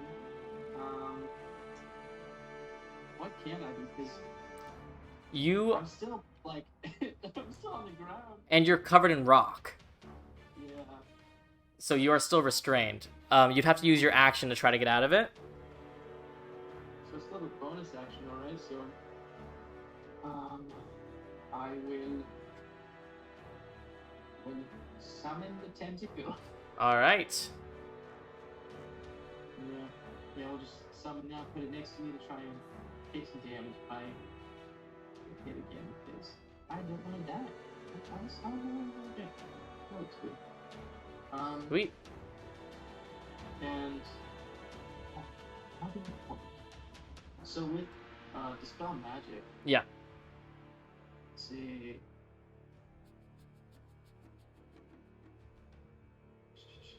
For each spell, a 4th level or higher, target make a damage and use your strength. The DC equals 10. So how did that work? So essentially, the effect you were trying to dispel was more powerful than a 5th level spell. So you had to roll with your spellcasting ability, which is Charisma, to beat the DC of that spell, which was 10 plus the spell's level that you're trying to beat. And you surpass that with your 22. Oh, okay. Yeah. Alright. Cool? Yep. Alright. At the end of your turn, Ryujin, the one mouth that is not currently holding a person, which is the black collar mouth, is going to... I thought Ilme was in the black collar. It's the white. Sorry, the white. That's what I meant. Sorry, you're absolutely right. The white collar. I need Alexios and Ryujin to make Constitution saving throws. I thought the white one didn't get its power back. You said it didn't recharge. The white one recharged, the black one didn't. Oh, I thought it. Yeah, I thought you said the red and the black recharged and the white one didn't. Is Alexios on Cerberus? Or is that like in the moment it jump off? Yeah, he went in. He didn't go on top of. Just so you know, as a legendary action, it rolled again, and the white one recharged. Yeah. Rolled a 21. 21, success. Because if I take the full force of the effect. Where is Alexios? Cool. This is I'm here. Oh, Wait. why can't I see you? Alexios, what'd you roll? What was I supposed to roll again? A con save. Oh, look. Yeah, we're killing it today. We're struggling all over the place. Um, 23. Okay, so both of you succeed, so you take half damage. Have mercy. Which would mean that you take 11 points of poison. And you do not fall asleep. Sick, nasty. Alright. That is the end of Ryujin's turn. It brings us to Adagio. If I cast Turn Undead, how does that work with undead? You guys are dead. You are not undead. Okay, what about these things? These things look pretty undead. They look undead to me. They look undead to you. They look ugly. Yeah, Is that an action? I believe so, yes. It is actually, yeah. That's an action. So, remind me... What do you mean? What's up with my holy symbols to Apollo when I'm right now feeling? Well, you're utilizing Artemis's power, so that's fine. Remind me what level you destroy and what level you turn. Look at the language of the spell. It should say that you turn up to a certain challenge level rating, but under a certain challenge level rating, you destroy it instead.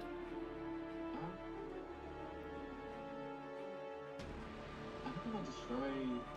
I don't. Maybe I'm just not high enough in character enough for that. No, you definitely destroy something, because I know you at least destroy something with a challenge rating of 1/2. It might look like a completely different ability, turn undead versus destroy undead. Okay, let's see.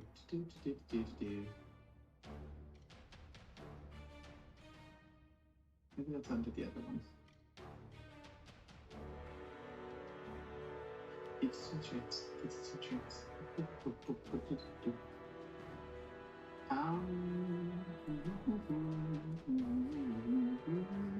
There we go. Destroy undead. If the CR is lower than the threshold of your level. Wait, really? Wait, say that again? What? It says when undead fails saving throw against your turn undead feature, it is instantly destroyed if its CR is lower than the threshold of your level. Which is not. That can't possibly mean challenge rating 11 or lower. I was sending a picture. I don't know what's happening. Will you... Hold on. I'm gonna... I have to follow up on that. That seems like the language is misleading, because there's no way that's real. How many levels in Cleric are you? 11.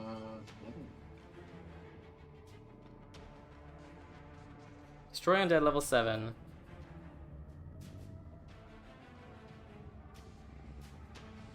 Let's see.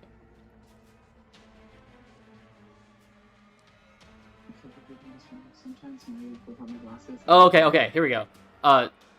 at 11th, at 5th level, so okay, so at 8th level you can destroy undead of challenge rating 1 or lower, but you're not there yet, so you can still only destroy challenge rating of 1/2 or lower, which means that all of these would be turns. So what's the save on that? Wisdom. Wisdom. Let me scroll all the way back. I don't know what it is. None of them are within 30 feet of me, are they? Definitely not. Okay. Yeah. Stay away. I'm not trying to fight you. Those are the highest roll was a 9. Oh, damn. So all of them are turned. So on their turn they will move as far away from you as possible. Good job. They will dash as far as Back to their home of the pool. They're done. They don't want Can me. it's for a full minute. Can they save against that, or is that just for a full minute? You tell me. Wait, those Just creatures for a minute, percent 4 out of 4 minutes. You got it. What was that, Ryujin? those creatures are 100% dead, though, right? They are. Can't take reaction. They're undead, yeah. So, and they went back to the pool. So realistically, couldn't you call that a dead pool? Oh, okay. Ryujin's dead. Okay. We're done. Anything else, Adagio? Yeah. Bonus action and Yeah. all of my movement. Yeah. Oh, did it do on the turn? Correct me if I'm wrong. I think they do it on their turn, but what does it say? The second time today you've had that new songs or something. It's just okay. It takes it spends its turn. Yeah, there you go. So they look like they're about to, but they just haven't quite done it yet. Okay, so am I still just trying to kill Cerberus? What's happening? Up to you. La-dee-da-dee-da, la-dee-da-dee-dee. I like that song. Okay, Cerberus.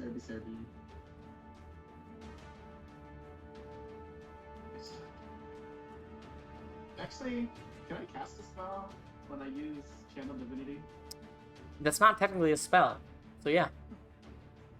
How is this? How far does this go? 30 feet. That's garbage. I can basically reach no one. Yeah, you are 35 feet from Cerberus. Burr. I'm just trying to bless everyone. Mm. Hashtag blessed. Hashtag blessed. Alright. Hashtag not fun. Anything else, Adagio? Did my fireball just do absolutely nothing to those colors? Question? Correct. It seemed to do nothing to the colors. You know what? I guess it. Okay, I guess it's just time to play no hit the box stick. Okay. Can you reach him? I can't even reach it! No, wait, no. Hold on.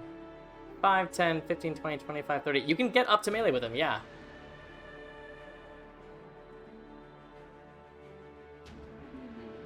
You know what? I can move if you want.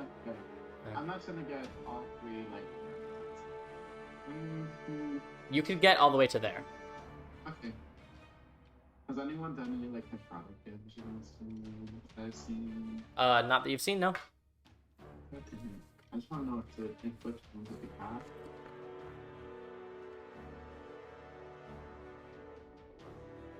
What you doing? Wait, actually, I'm a cleric. I should probably give the test. But every cleric ever. But can you heal? Because you used a spell already, right? No, Turn Undead is not a spell. Oh. It's an ability. Okay, and my healing's coming your way. Actually. Yeah, okay. Ilmay's exactly 30 feet from you right there. Oh, say less. That's okay, because healing work has 60 feet. Nice. I'm just gonna roll okay, do beyond. I'm lazy. God damn it. You get 8 points of healing back. You know what? I'll try. Alright, Better than Alexios, you're up. And I'm not a melee Cerberus anymore, but you know what? I decided not to go to full 30. Oh. Who's on now? Ryujin is prone, covered in rock. Ilmay is prone in the mouth of Cerberus, and Anura is prone in the mouth of Cerberus.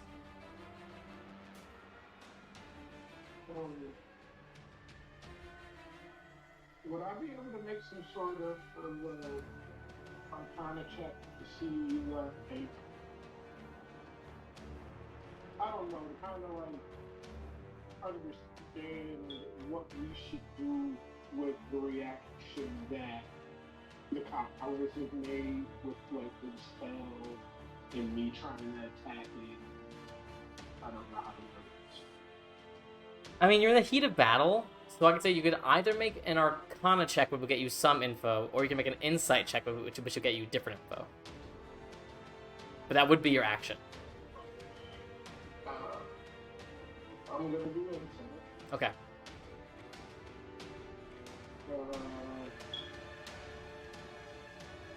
And that is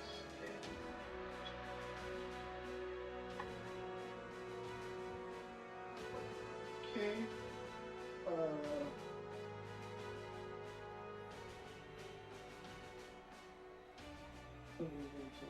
Okay, so 24. 24, okay. With that Insight check, you can see that Cerberus is clearly very aggressive.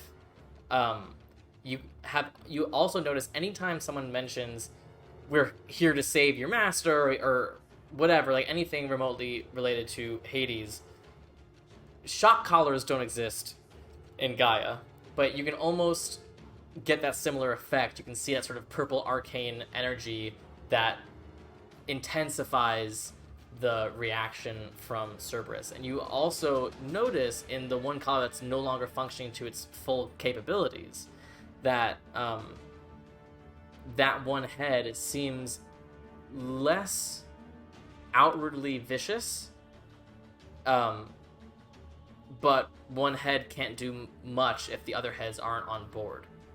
But you certainly get the sense that Cerberus is a vicious, incredibly powerful creature, and additionally that the collars are potentially a completely separate source of that ferocity. I'm just gonna shout to the rest of everybody. They get shocked when we mention Hades. Okay. Anything else, Alexios? No. Okay. That brings us to Anura. You are prone in its mouth. What you doing? So the collar that's on the head that I am in is the one that's kind of misfiring, right?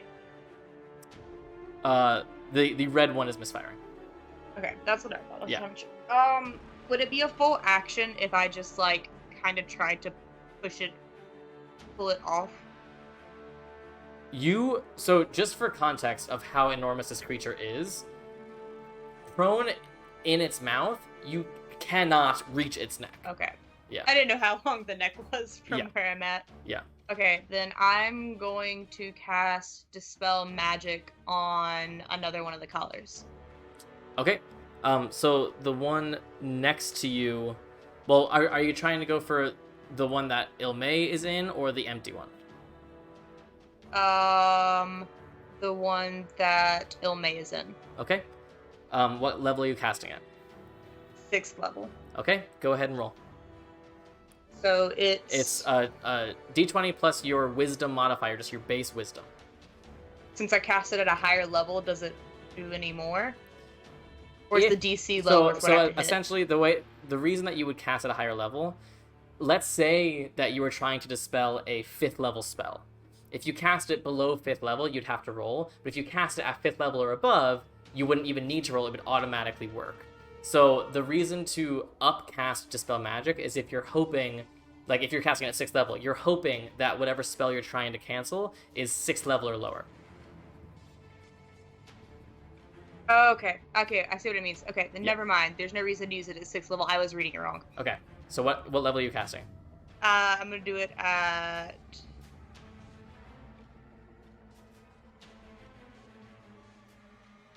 Would 4th level still do anything? It would, yeah, of course. It'd be the same idea? Yeah, you'd have to roll. And the DC stays the same? Correct.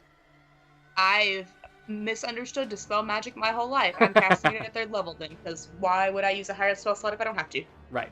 Unless you don't know, it could be a 5th level spell, in which case you'd want to upcast it.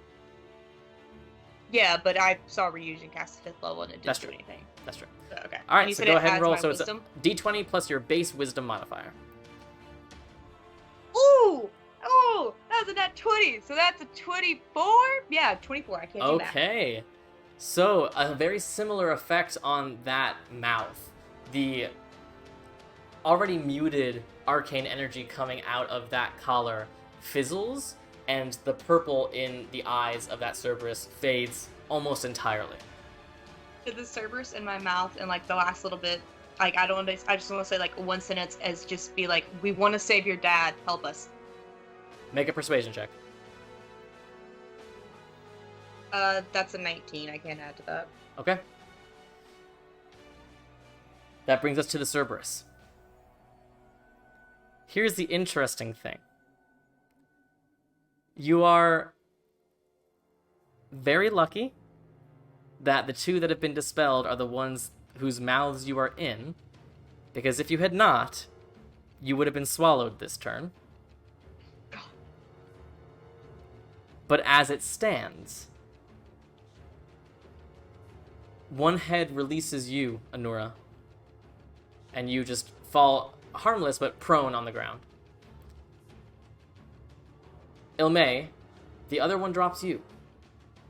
Both of you prone on the ground, but relatively unharmed.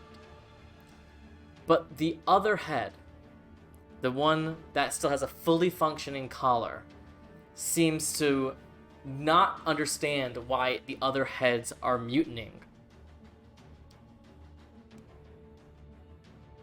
Oh god. So, the two outside heads both begin to attack the central head. Specifically the neck.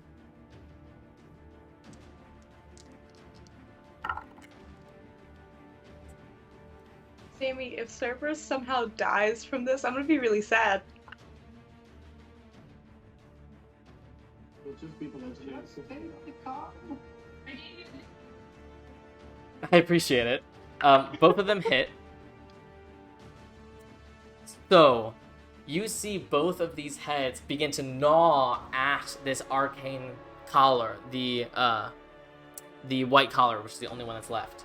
You see them gnawing at it, and you see the arcane energy trying to fight them off. You see Cerberus itself rises up onto his back legs as if it's getting mixed signals from all three heads as it claws at itself. You guys get the sense that Cerberus currently is not in control of its body, as three heads are telling it to do three different things. You also certainly get the idea that if there was ever a moment to fucking run, it's now. Ilmay, you're up. Okay. I'm standing up. And I'm booking it. Okay.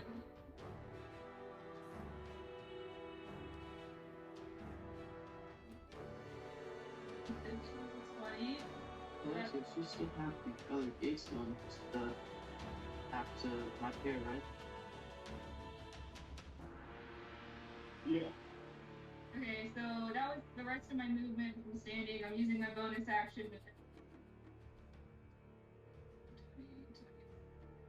Okay, I left its melee range. you did.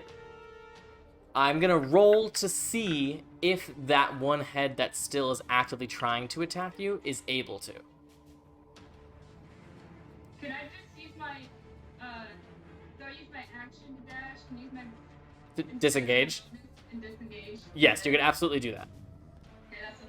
So I'll say you spend just a split second seeing how these heads are fighting each other, and you do these quick calculations in your head, and you're like, wait for it, now! And you book it underneath, and you can see you actually momentarily dodge as one of its giant claws slams into the ground behind you, and you just slide and you keep running and keep running. Okay, I'm sad. I don't have my necklace. you do not. You have given your necklace to Cerberus. All right, Ryujin, you're up.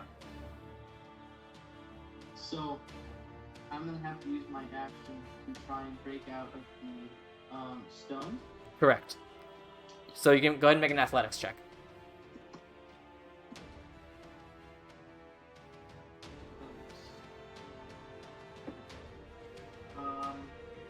19. Is exactly what you needed. On the dot. So you just sort of struggle and wiggle, and you can feel the rock beginning to crack and cool around you until you finally have enough space to just, like, 1-inch punch, poof, and crack it. And once you've cracked it, it's easier to just sort of rip it all off of you, and you can use half your movement to get up. I will do so. All right? And then that was my action, huh? Yeah. Yeah, so I can't do a whole lot right now. Correct. I can have any bonus action. I do. Okay. That'd be cool, but full spell slot. Retriever.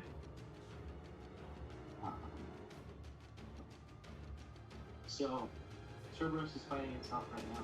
Yeah. You have a bonus action and have a movement. And okay. 2 hours left.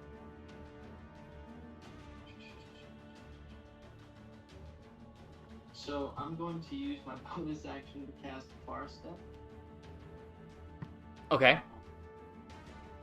And that means I get to teleport 60 feet in a direction or an unoccupied space that I can see. So 60 feet. Would I go just like right 1 square above Omid? Would that be in my vision? Yeah, I'd say you're enough on the periphery of Cerberus that I'll allow that, yeah. Okay. So do that. And then I'll use my last bit of movement. Come right there and start the process of like, trying to lift up this. Okay, I will say I'll allow you as you get there, you try to lift this grate, and you see that there is an enormous elaborate lock on it. A lock, like, is there a keyhole or anything? Yeah, there's a keyhole. I wonder what the key is.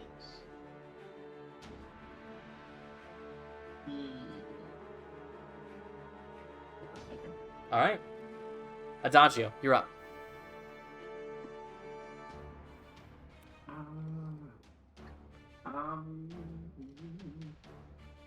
Honora, it's prone, not dead, right? Correct.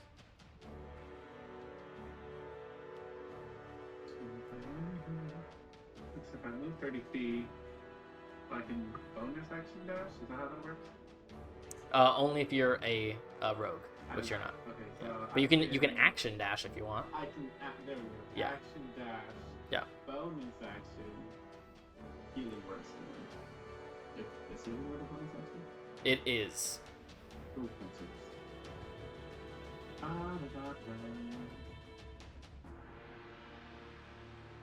What are my other bonus actions?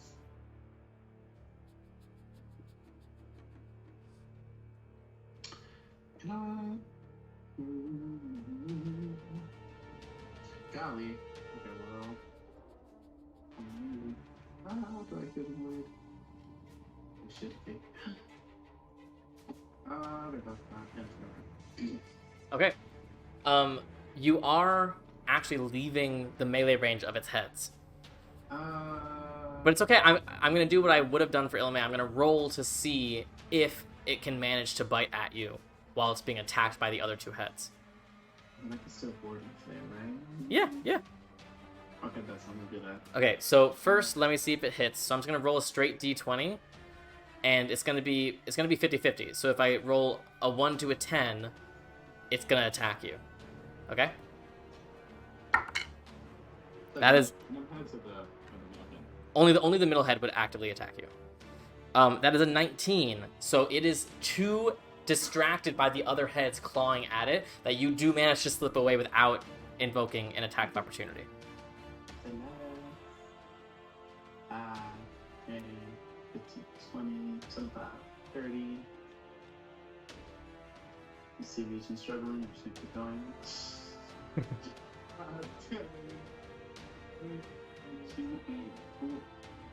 It's probably around his next one. I don't have time for that. Okay. That is your turn, Adagio. Alexios, you're up. Is it not like it's just, is it great? It's just like what you have for the picture? I mean, it's you can't fit through the holes if that's the question. It is more involved than that, but for the sake of simplicity, that's what it looks like. I figure. When I was making it, I was like, should I make it more involved? Nah, who cares? Alright, Alexios. Can I try and attack the collar again without saying Hades? Which collar? The one that's getting attacked by the other one. Sure. How are you gonna attack it?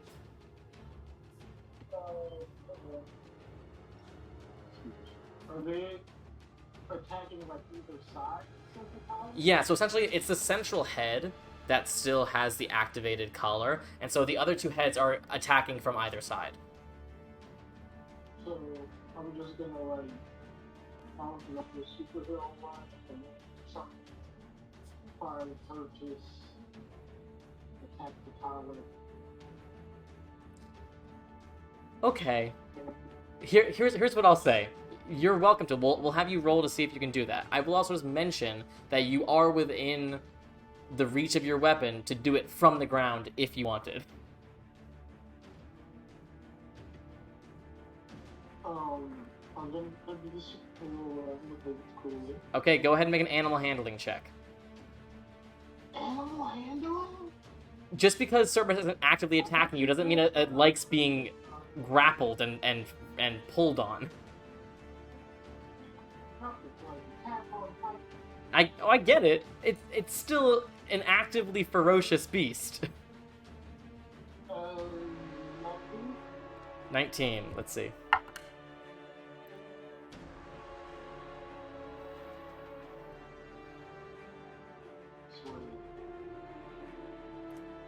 Will you make a dexterity saving throw for me?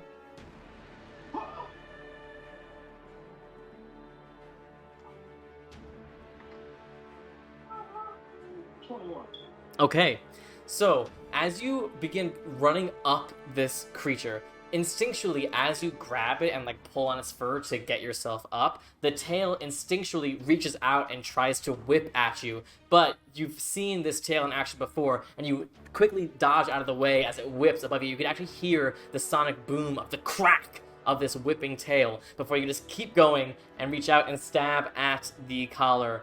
Go ahead, and I will remind you it is a pretty high AC, especially now with all the craziness happening. Go ahead and roll.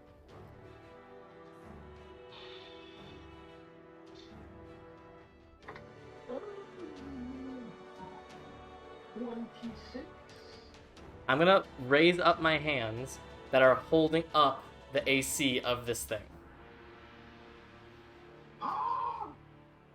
52. No, I'm kidding. 25. So that hits. Go ahead and roll damage. I got concerned because things mirror, and I was like, how? And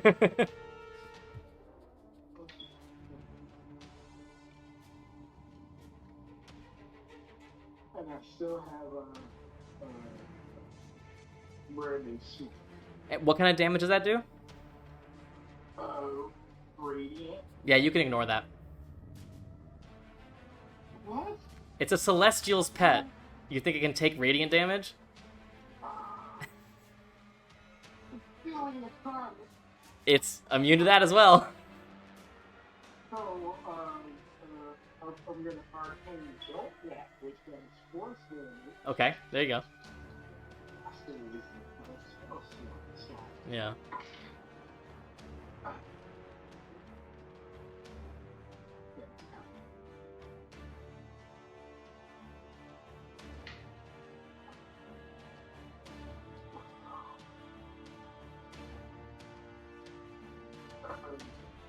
Dang, man. What's 18 plus 5? 23. 23. Yeah, 23 points. You carve into this thing. Your blow alone isn't enough to destroy it, but you've certainly created a bit of a groove, and you see one of the heads latch onto it, and its teeth begin to rip into it. It looks like this collar will not last long.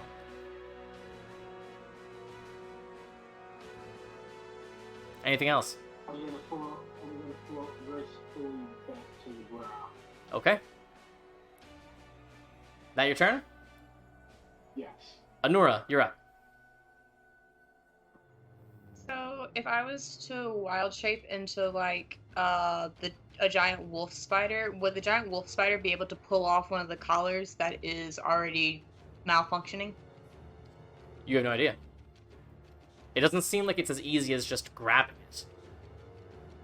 Would it be like a dex save? You don't know. Or a dex check? You don't know. Okay. I was just wondering if that was like one of those things, like what it would be. That's worth a shot, I guess. Then yeah, I'm going to. So I will say that you're still prone. I'm gonna go ahead and wild shape first because I have more movement in my wild shape. Okay. So I'm gonna wild shape into a giant wolf spider and use half my movement to get up then. Alrighty. And then climb up to where I can reach the neck. Is that within 20 feet? Yeah. Then yeah, I'm gonna climb up to where I can reach the neck, and I want to try and like undo the collar. Okay.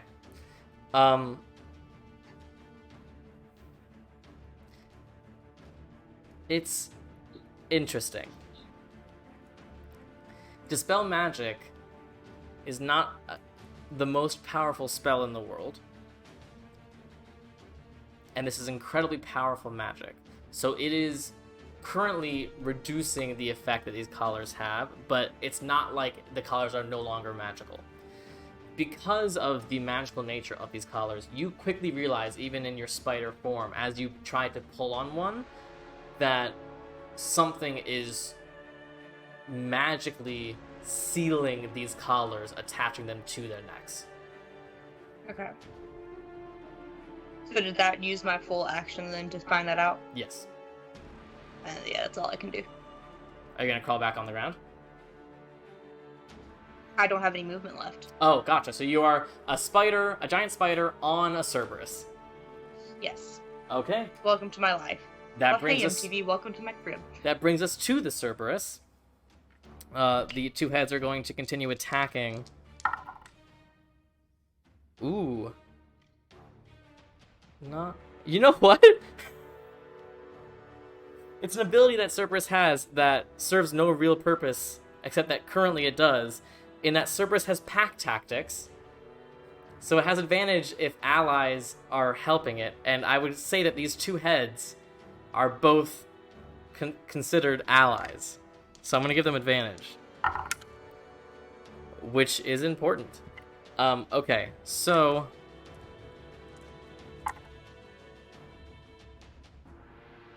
Okay. In an extreme act of strength, especially now from a Nura's perspective, knowing how arcanely locked these collars are, it speaks to the naturally powerful arcane magic infused in the teeth of Cerberus that allows these other heads to rip this collar in two and shatter the pieces onto the ground.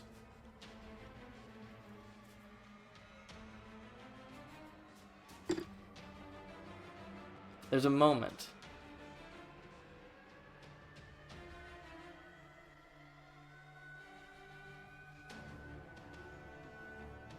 And the tail whips out. I need the spider to make a dexterity saving throw. Thank God I'm a spider because it's good at that. I need to pull it back up. Why is it so hard to keep up with wild shapes?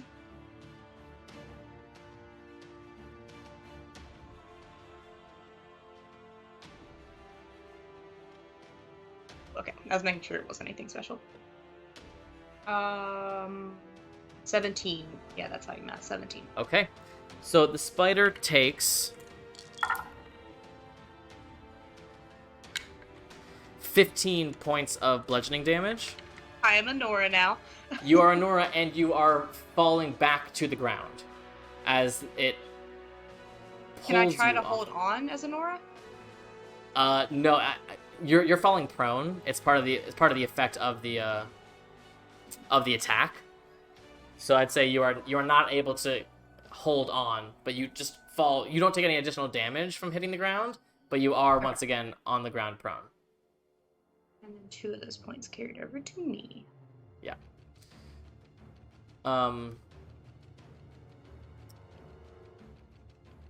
Huh.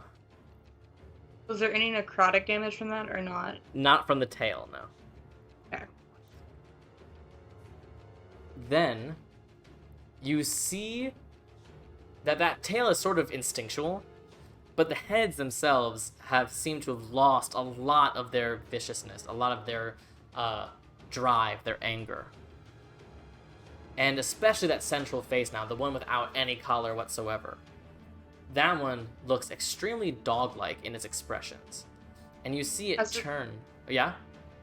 As like a reaction to it losing the collars and hitting me off, can I say, help us get to your dad, as like a reaction? You cannot, but it's okay. That's definitely not a reaction type thing you can do. But you do see it turn towards the rest of your party, towards Ilme, Adagio, and Ryujin. Like a threatening way, or...? You see it come all the way over to here, and the 3 of you over here, you all instinctually are getting ready to fight back against this creature. But it doesn't attack you. All it does is look at the trapdoor and sort of try clawing at it, and you can hear a still extremely low whimper coming from deep within it. Are we out of combat now? That is up to you guys. I think we're out of combat now. Yeah, I was gonna say, can we look to... But I was gonna, like, get Cerberus' attention so we don't attack the collars while we're... Permanent thing with the dispel magic to weaken them, or is that... It is not a permanent thing. It is not a permanent thing. Yeah, so can... Dispel magic again on, Although I will say, just so that you know, it'll probably last for, like, until a short rest. Okay. Yeah. So I'm just gonna look to Cerberus then, I guess, and can we try and get him to let us help him take the collars off? So it's my turn next, right? It is Ilme's turn. It's Ilme's turn. Okay. I'm gonna turn to Cerberus and just say, let us help you remove these collars. And see if he reacts and lower his head, let me get near it.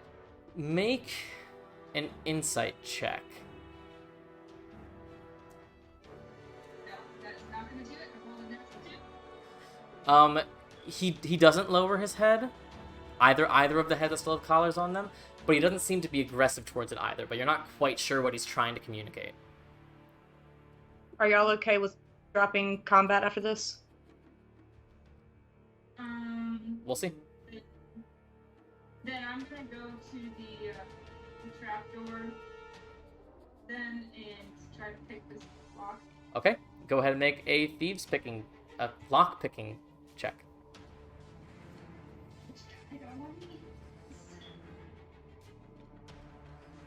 No, there's no way. That was a 17.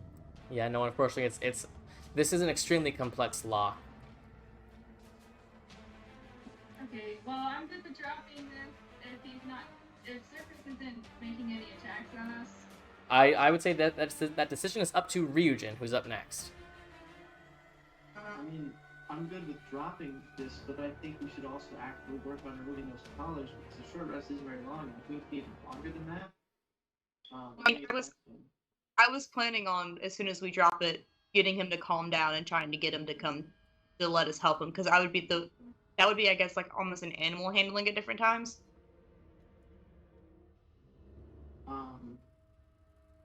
Okay, so I will say, as you contemplate your next move, I think this is a great time to take our break.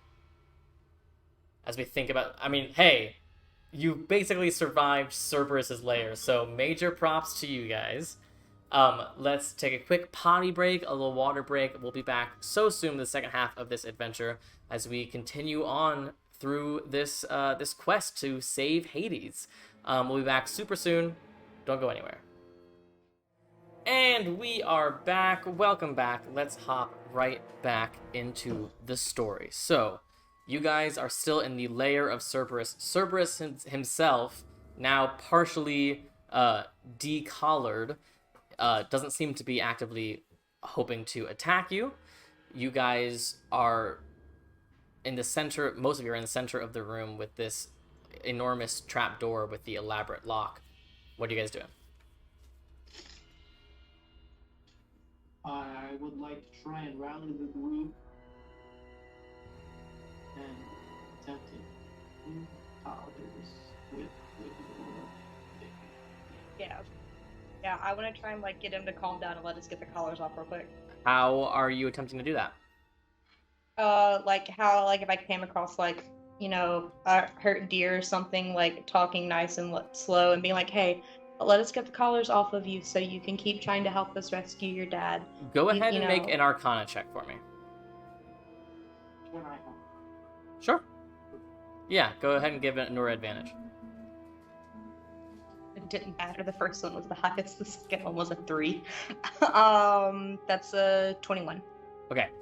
So now that you have the time and you're not in combat and that sort of thing, now that you have the time to investigate them a little bit further, you gather from a few minutes of exploration that there seems to be some sort of arcane feature of these collars that prevent them from being removed while Cerberus is conscious. But we can break them still. Cerberus could break them with his incredibly powerful magical teeth, but you're not sure how you would be able to break them. So I say we damage them enough where Cerberus can basically do what they did with the first one, and Or can we try and communicate to Cerberus that he needs to attack the other collars?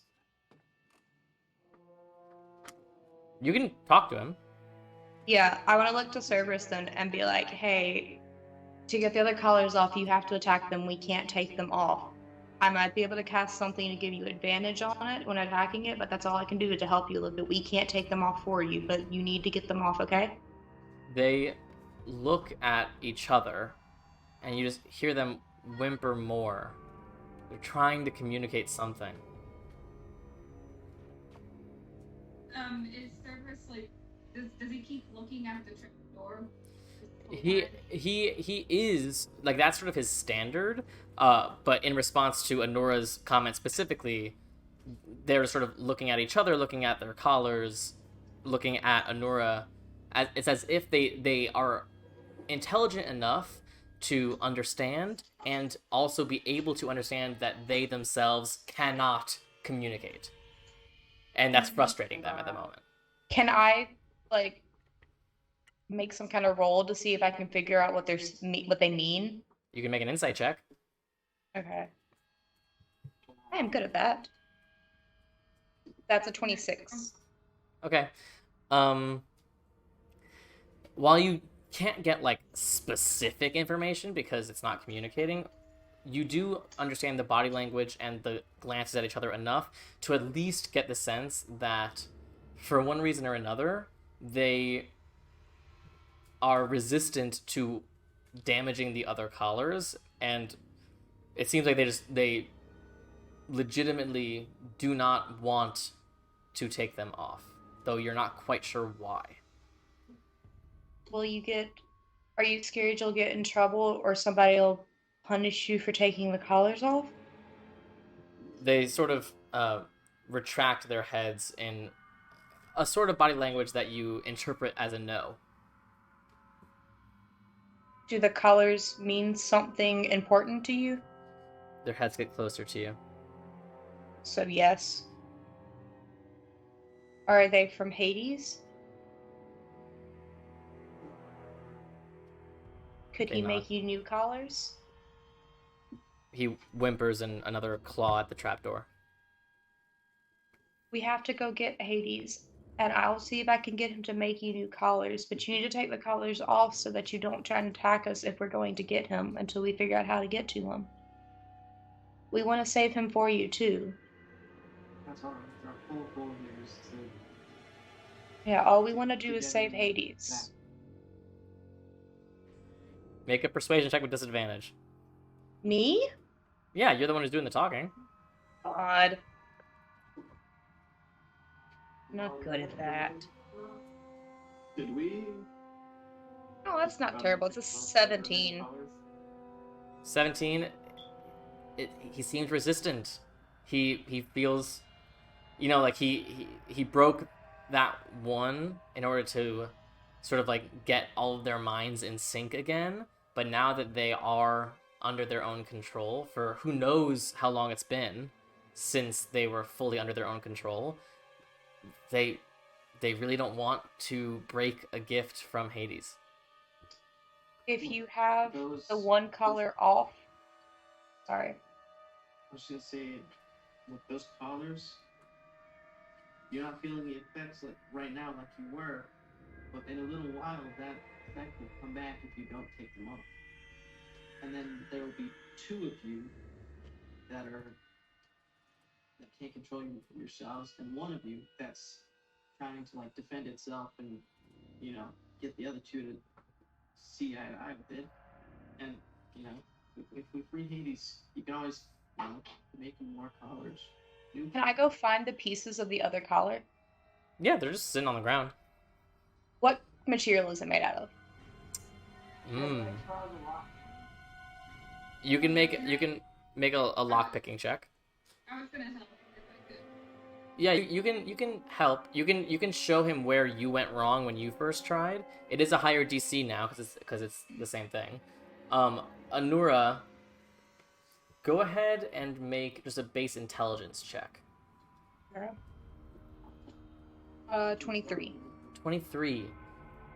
It's made of metal, that you can tell. At least it looks like it's dyed leather and metal spikes.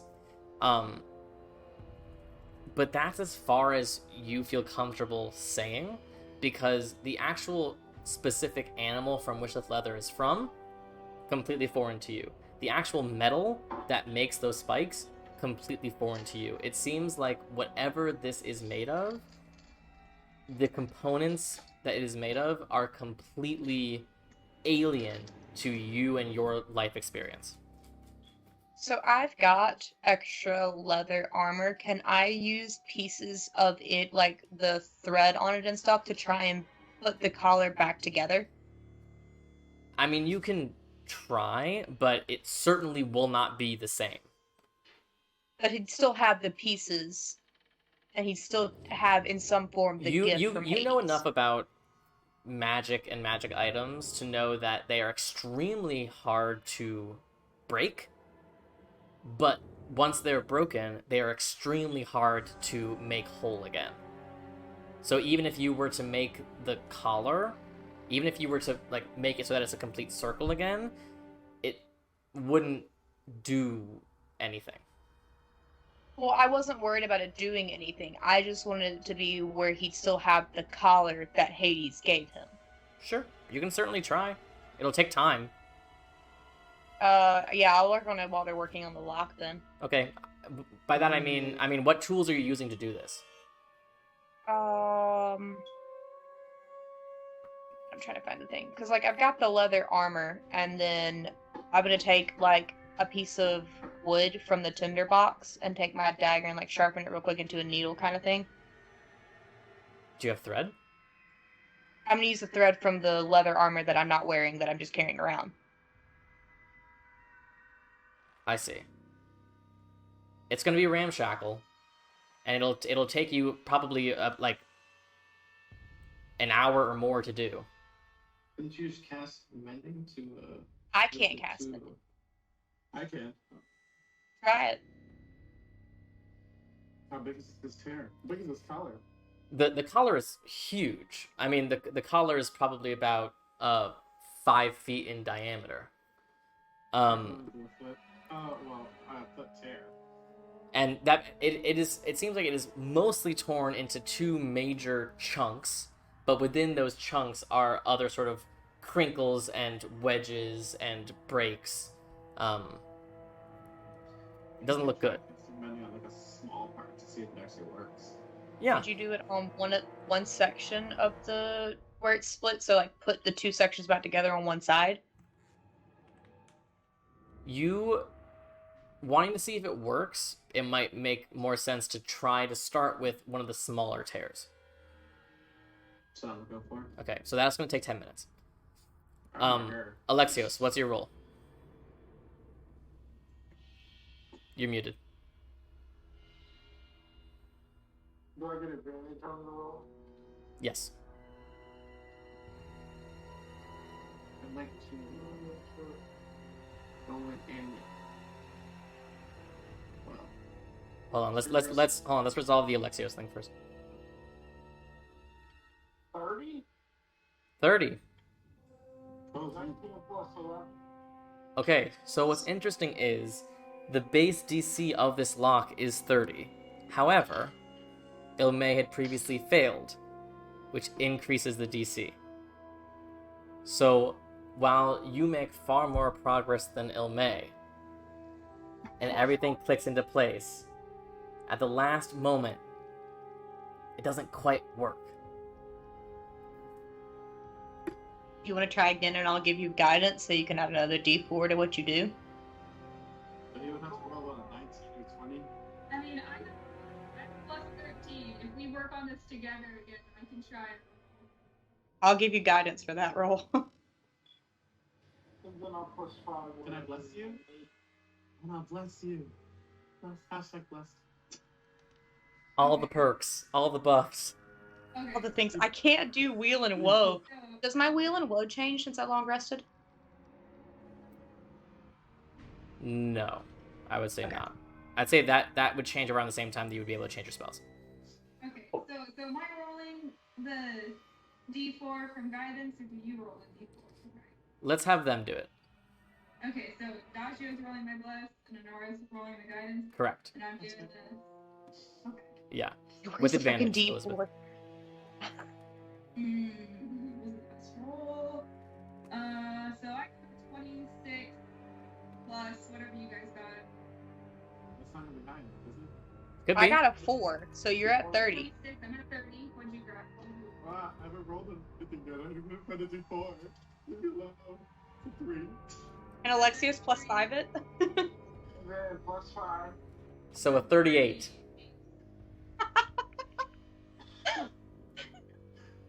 That does it. That's Everyone is. You could hear a pin drop as Ilme, slower than you've ever picked a lock. This is by far the most complex lock that you have ever seen in your life. And it is putting you through the ringer. But after a solid, like, a couple minutes of working on this lock, you finally hear that last tumbler click into place.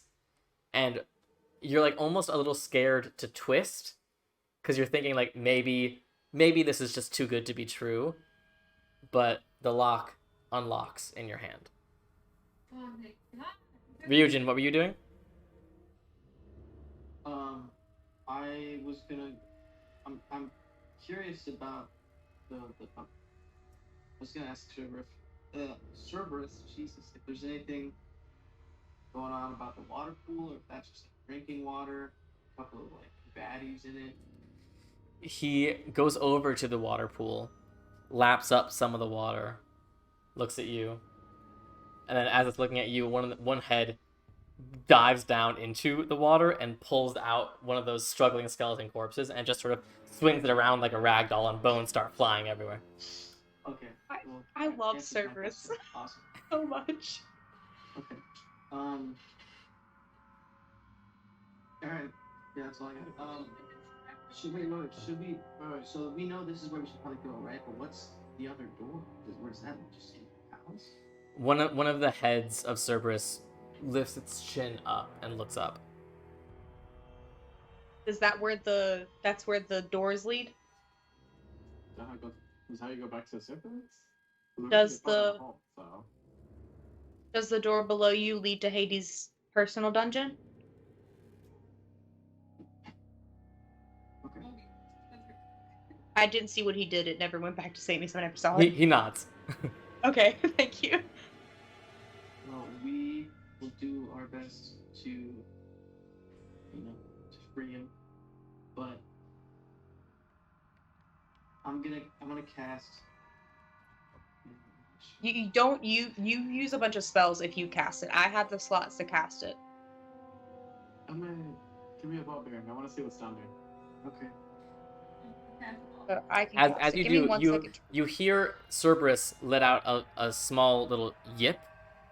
As you turn to see, he almost like his heads get low to the ground, and he very slowly and quietly moves forward.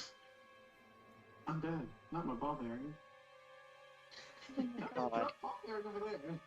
Can I take a ball bearing and just like look to Cerberus and be like, "Do you want this?" He looks at you all, yips again as if frustrated, and then repeats the move. He gets his heads down and slowly and quietly takes a few steps. Are you telling us to be sneaky? I love him so much. Oh my god. Alright. Okay, I'm turning invisible. I'm casting Pass Without a Trace. I'm tossing the cloak up on the head. I got my boots ready. Wait, so I had a question. Yeah. Did we what was that? The spell magic on Spell magic. the I'm about powers? to. Is that what they're currently canceled out right now? Yes. Correct. I'm gonna go ahead and cast it. So if I reached up and grabbed Renee's necklace. No, just keep it on. I want to keep the necklace on. It helps dampen it, so if it ever breaks, he'll have like 1.5 heads. Yeah, I'm gonna go ahead and cast Dispel Magic just to refresh it again on both the collars. 1 at 3rd, 1 at 4th. Okay, mark off those spell slots. You don't see any particular difference. Yeah, I just wanted to refresh it back to an hour. Okay. Alright, buddy. We're gonna go down, but after a little while, those collars are gonna start working like they were before, and only the head, only your center head is gonna, be free. Someone should have their head in this hole and see where we're going into. I will. You do see, just like from looking through, it looks like there is a ladder on one of these walls that descends down, and it looks like it only goes down maybe about 25 feet before it hits stone.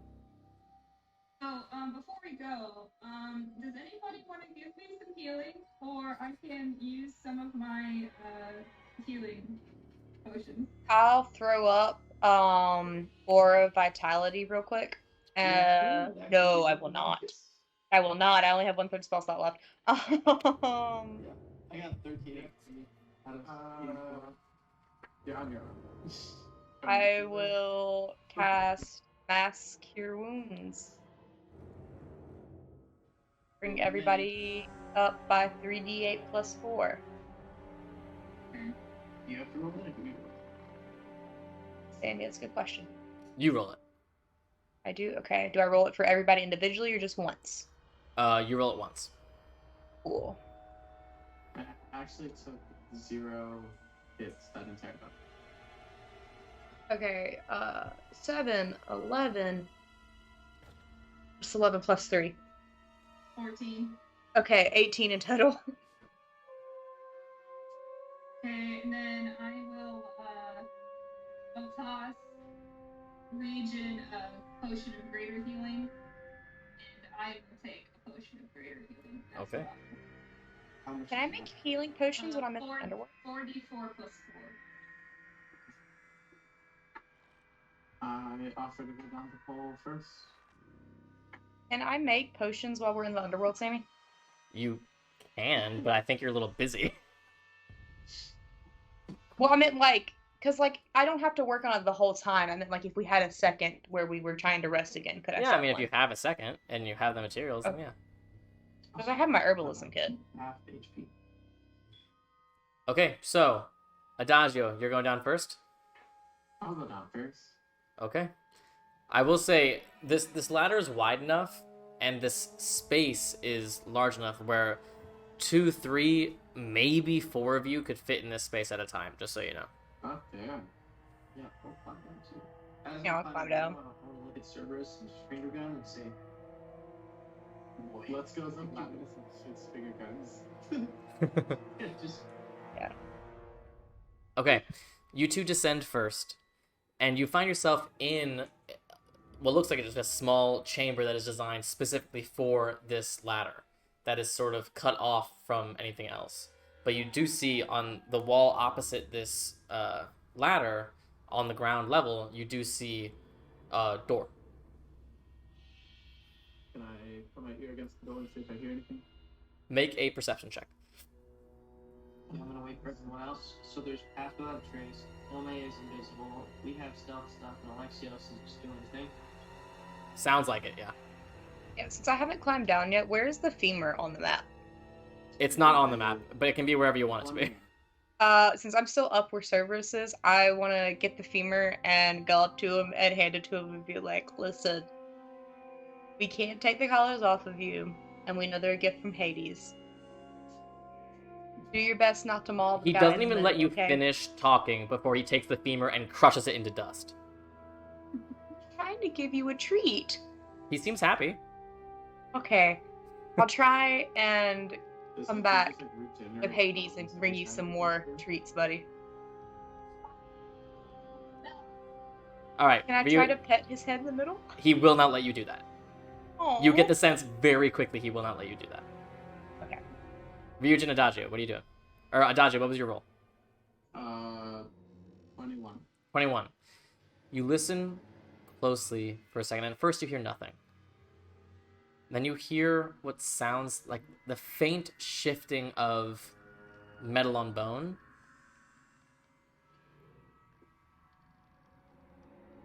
It doesn't seem to be like moving in any particular direction. Like you don't feel like it's something being dragged or something like that. It's just as if a little shift happened, and then nothing, and then a few moments later, another shift. It's enough to make you think that there's something out there. You're not entirely sure what. Is there like a crack under the door or anything like that? An extremely small one. Would I be able to see under it with my steel mirror? Make a perception check with disadvantage. This is such a small sliver. We need to see much just on the other side of the door. Yeah. Disadvantage? Yes. Perception. Yes. Perception. 11. 11. You do see a pair of feet outside the door. It looks like it's maybe 15 feet from the door. And looking at it, it looks like tattered shoes that look a bit like the shoes that you saw the Phylaskia, the skeletal guards guarding the River Styx. Looks sort of like their shoes. I'm gonna summon Ka. Okay. And now I'll relay that message to Adagio. I'll relay the message containing that information to Mhm. Adagio as quietly as I can, just whispering here.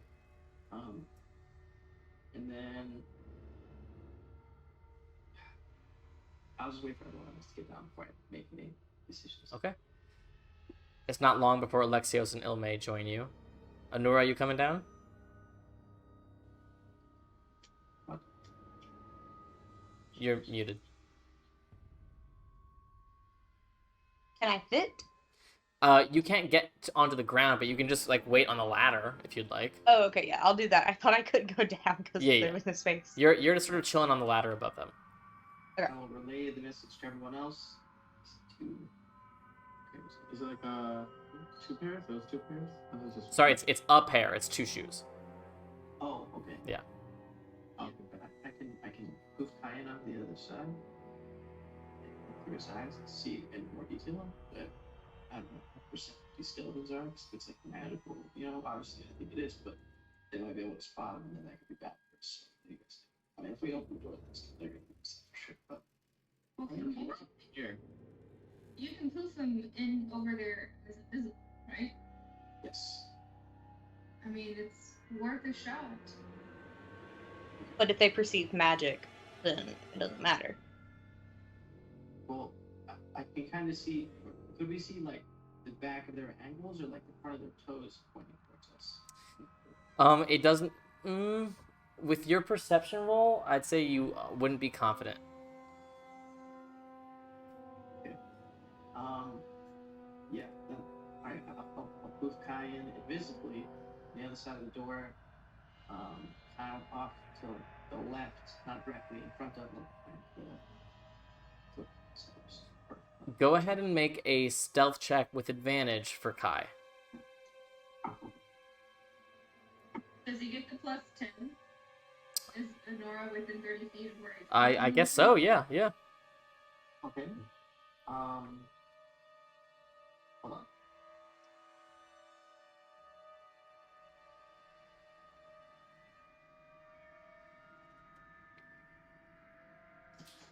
Uh, 32. Okay. So Kai stealthily, invisibly appears on the other side of the door, and it does look as Kai is just sort of watching for a bit. It looks like this Phylaskia, this skeleton guard, is stationed on some sort of guard duty. And the occasional scraping of metal versus bone you see is when every once in a while it adjusts and the metal plate armor that it's wearing scrapes against its bone ribcage.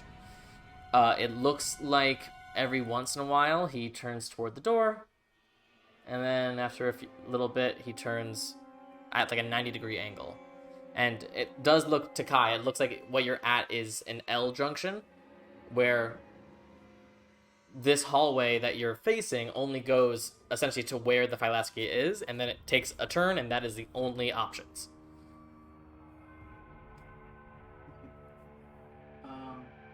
Where's the top line? You fought one of these, albeit a slightly stronger one, at the mouth of the tunnel to get down here. I will relay this to the party and ask very quietly. We'll try number 1. I can attack, but he doesn't do a lot of damage. You said it was a. Sorry. I was gonna ask, can Kai sneak past and look further down this hallway? Yeah. Okay. So you send Kai further down the hallway. And it's a good thing you do, because he sees on the other end of this hallway another guard, standing guard, another skeleton guard. And what he sees is this. It looks like it turns into what is more of like a central main hallway with what looks like 2 rooms coming off of it on either side, marked by doors, and then sort of a T intersection, or I guess a full crossroads, a 4-sided intersection, and then another room at the far end of the hallway. And right at that 4-way intersection is another Phylaskia guard that is also every few moments sort of changing where he's looking. Okay, I will relay that and say maybe we can open the doors quick enough and catch the skeleton off guard. I could cast Vicky's hand and maybe grab him, drag him back, shut the doors. I guess if you find it when this other dude wasn't looking. But Yeah, when then the yes. guard, they can see each other, So if one notices one's gone, And then we don't know how many guards there are past that. If we're only seeing Yeah. can Kai kind of map out this area? Certainly try. I will say, giving Kai some time, I will let Kai map out all of the areas he can go before he would need to open a door, which is not much further. But I'm mapping it out for you right now. But essentially, at the ends of all of these points are closed doors. Since you know where the closed doors are, Ryujin, could you poof Kai back into existence on the other side of them? I think I have to see it. So my That's how I've always used that mechanic. Is I have to be able to see. Well, didn't you poof him on the other side of the door that we're on now? I saw the other side of the door with my mirror. What if you get... Can Kai make something invisible while he's holding it? He would have to recast invisibility while he was holding it.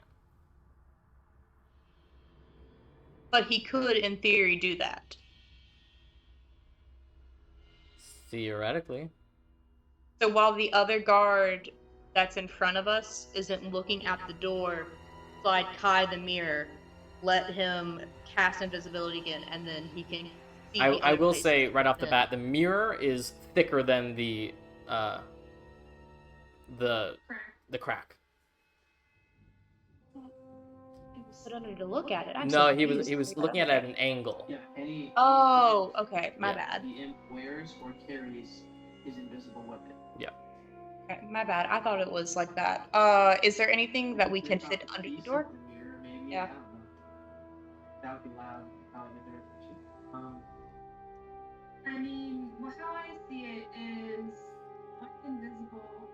If Kai can watch this first guard, and as soon as the guard turns its head away from this door, I can sneak in and try and sneak attack this first skeleton, and then everybody else can come in. It looks like there's just two right now before these doorways. If that second one sees that that first one is gone, though, it could raise an alarm, and then there could be others in this. I can cast silence because I have that spot prepared, depending on where you want me to put it. That is spot. Ooh. As soon as the door's So open, we you can can- cast it. Yeah, if you cast silence on this door, then I could easily just sneak in invisibly and how much of a radius is this silence spell? Let me see. Can you cast it on a person and it moves with them? Well, I don't think it moves with them. It's the thing. What level is it?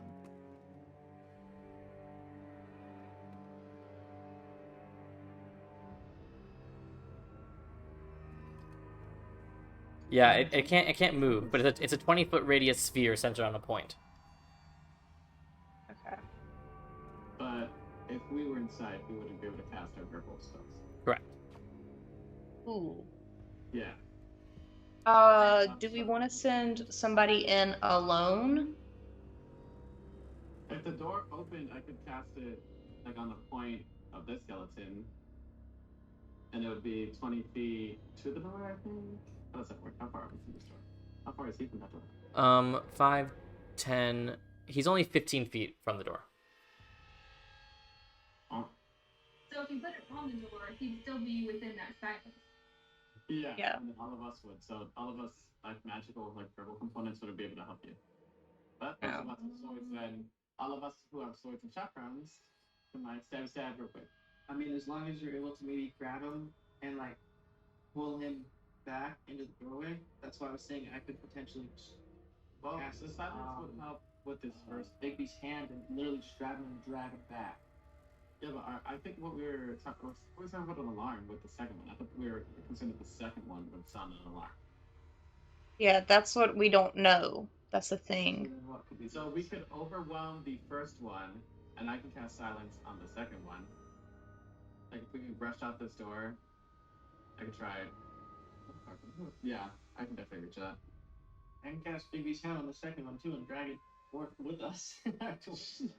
The drag this everyone into silence towards us and beat the shit out of this person. What does the door that Kai is looking at look like? Which one is kind?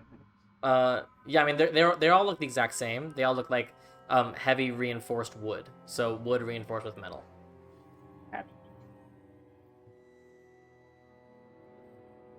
What do you guys think the best? I mean, Baby's hand is a decent range. Let me just double check it.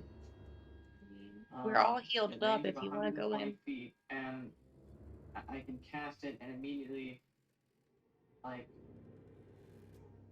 have it take an action, which could be let's see. There it is. I mean, also, if we run. No, go ahead. Is there a range that you can summon your wire elemental? I can also summon one. Yes. But it's a point you can see. Summon elemental is a range of 90 feet. Okay, how about But I do have to see that? We could both summon one. We both did it one. The other thing I was going to say is I have Earthbind prepared, and it has a range of 300 feet. So if I can get past the first skeleton, I can immediately cast Earthbind, and the other one can be restrained. Yeah, we just don't want it to alert the others, right? So we would have to find a way to silence it quick while we basically take out that first one. Okay, no Earthbind. And you still have to climb down. I say we try that. I say we try overwhelming the first one. Like we split our tasks.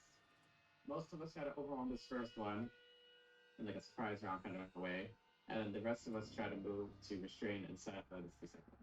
I will say, Anura, you might want to check the language of Earthbind. That's yeah, not exactly I realized what it was not the one that I thought it was. Yeah. I prepared it instead of Entangle for some unknown reason, and I know why I did. It was from the harpies and stuff. Yeah, no, it makes sense. Makes sense. Yeah, if we're going to do that, I want to go ahead and cast Fire Shield and take the cold version of it this time. Does that affect anyone around you right now? It's only if they attack me. Gotcha. Okay, sounds good. If I cast this, I can move like twice as fast to like me and Ume kind of to try and like take the further targets ahead of time, or oh yeah, for sure. I can really like with Adagio and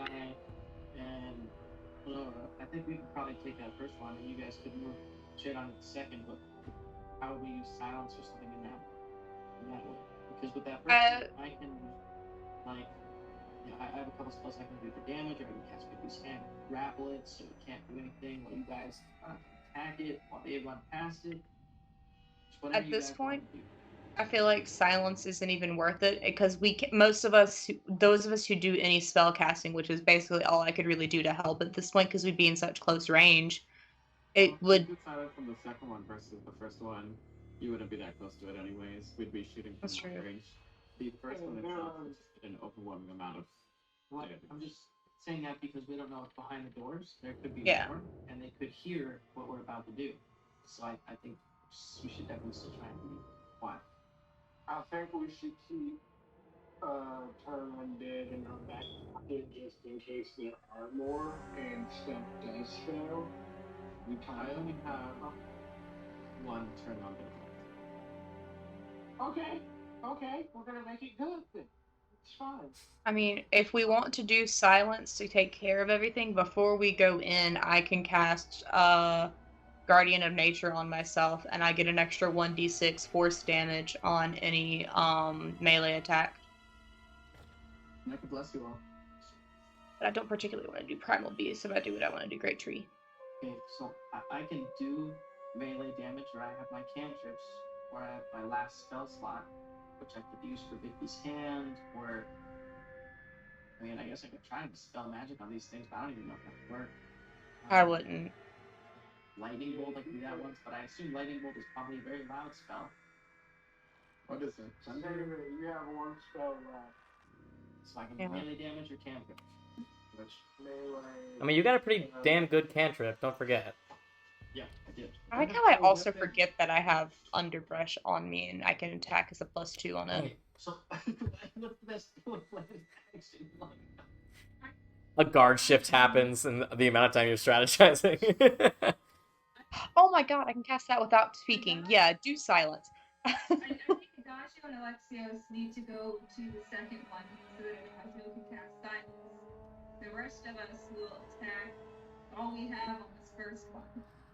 I will I mean, if also you want just to, you can say, cast in silence term, on both of them. I'm absolutely fucking loving all this strategy. I will just remind you of a game mechanic. Currently, the first guard is entirely encompassing that 10-foot by 10-foot corner, so you will not be able to pass him until he is dealt with. unless. So, Wait, how tall is the ceiling? It's about a 20-foot ceiling, and he's about 15 feet tall. did Adagio like be able to Five peek around feet, the 5 feet of corner? ceiling. It's true. And one of us can fly. It's true. What if I start running? One of us has to use a Rock. cloud shape to do that. Well, okay, then that means two of us can fly. But I can cast. I would be able to see him from right here, wouldn't I? I mean, he's behind a door, but yeah. Can you get within a range that you can see? You're behind the that door right now, encompass Adagio. both of them? Oh, no. I mean, like, if I stood right here, could I cast silence this way? I wouldn't even have to cast silence on him. It would just have to be close enough. But then Oh, I see what you're saying. Yeah, that would work. That would work. Is there a point that you can cast silence that covers both of them? No, because they're too far from each other. They're just going to feet from each other. Is it a 20-foot diameter or a 20-foot radius? It's a radius. So that's a 40-foot diameter. I don't know, I'm crazy. Between the two of them, it gets both of them. It just says, ooh, what is that? Yeah, it's a 20 foot. Oh, it is a 20-foot radius. Oh, well, I'll say less. Yeah, if you can like peek around the corner and put it anywhere past the first I will say one, they it are gets both of them. 45 feet from each other. 5 feet from each other. Yeah. Oh, I can't. Oh, the squares. They okay. blend together. Yes. Yeah, there is a 45-foot distance. If you can just get to a point where you can put it on the second one at least, even if I step into it. So let's say I was right here. Yeah. And I just cast in like the general direction of like anywhere here. I would basically get all this, right? I would say you could, from that position, you would be able to cast the spell to like here at the furthest. But that would still get him. No, it wouldn't. That wouldn't get the second one. Oh, because that's where it centers at. Never mind. Exactly. Okay, that's what my vision is. Yeah. Maybe we don't do the silence part of it then, and we get them both in the same area to start with, and then that's when we cast silence. I mean, if we attack, I'm pretty sure it'll show up. Yeah, but if we were talking about for the alarm. I don't think we have any other option now. I think we're being a little bit too analytical. So we attack the first one. We are making a move towards the second one already. It's a guard. It's gonna pop its head out and say, "Oh, what's that?" And then we kill it. Sit it. I mean, okay, was this one bigger or smaller than the one we fought at the beginning? It is slightly smaller, but the one you fought was a slightly bigger and tougher version. So we could get very screwed if we get overwhelmed by more of them. You certainly get the sense, I mean, like, Hades and Persephone wouldn't put fucking, like, 20 hit point guards in charge of their private dungeon.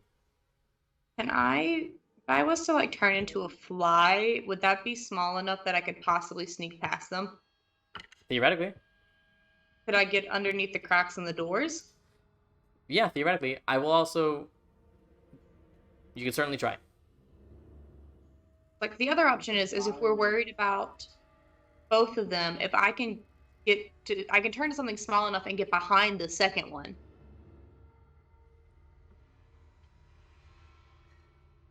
I think we just need to go out full force and hope for the best. Because I don't want you to have to use your last action. If we go into battle, I'm going to take a sorry form anyway. What was that, Adagio? Listen, I can fly one of us, and plant myself above this one, over in between it and the next one, and we could make a move on the next one while there's people working on this one.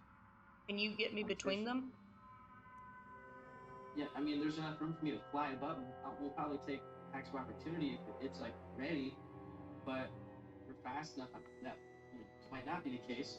No, but I only get to do this once a day, but I can fly myself and potentially someone else, like right here or over to this one to like start fighting it while the three of you are here. So If you get me over it, I can go ahead and cast Moonbeam on it so it starts taking damage even before we get to it. I just have to be within a place that I can see close enough to it. what if it moves out of the range of Moonbeam? Moonbeam, I can move it as a bonus action. At this Or an point, action, I sorry, trust yeah. Ilme and Alexios' decisions because what do you guys want?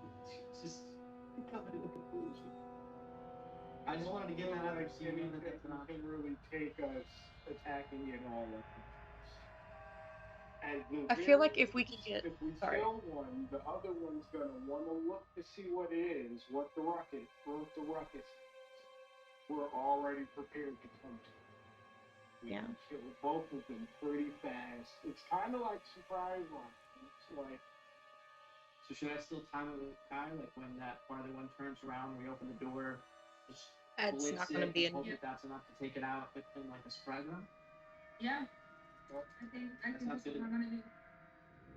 If it comes down to it, if we need to, we can get over it, and if we push it back, we can be flanking it at least. So should we all have something ready and then like one of us just kicks the door down?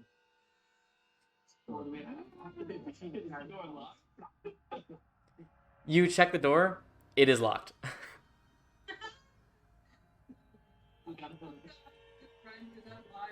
Go ahead. Do the SWAT team thing. Yeah, advantage. Go ahead. Please.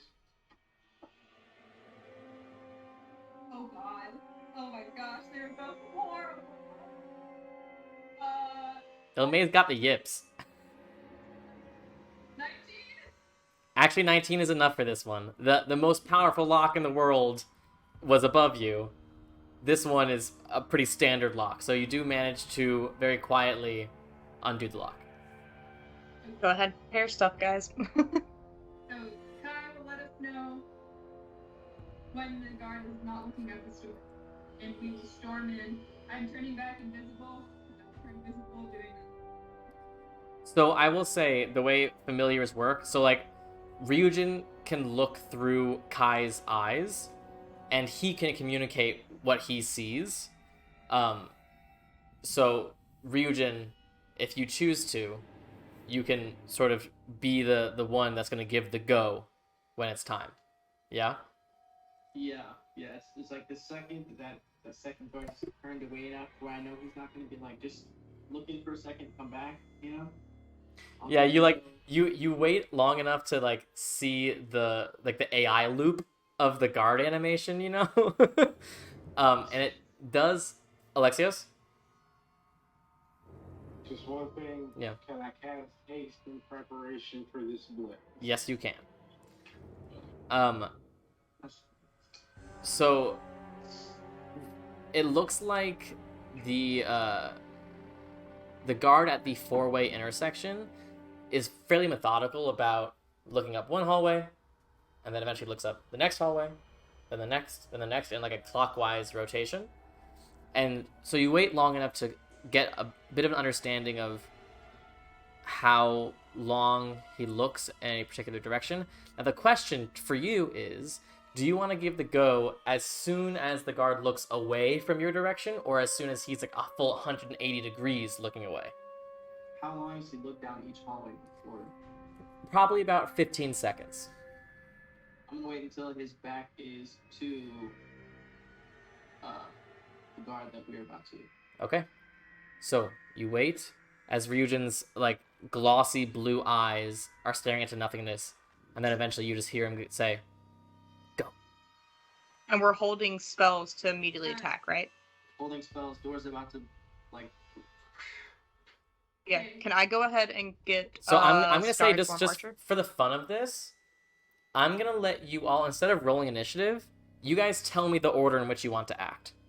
Well, Nora's still on the ladder. That's true. Yeah, So Anora can I can't go ahead and first. take- So me and And then, Alexios are in the front because we unlocked the door. Yes, you guys can rearrange yourselves. But did you say I couldn't go at all, Sammy? No, you can't go first. Oh, okay. So as soon as Legion says go, I'm opening the door and running invisibly up to the skeleton and attacking with my rapier. Okay. It is a surprise round, so go ahead and roll with advantage. Is it cool if I go ahead and have the wild shape prepared? Just make it already? Yeah. Well, that was crap, but it is a 18. Which is exactly what you needed, and that means it's a crit because you're assassinating. Yeah. What is my...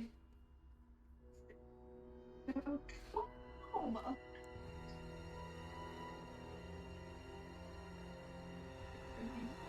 10, 11, 12.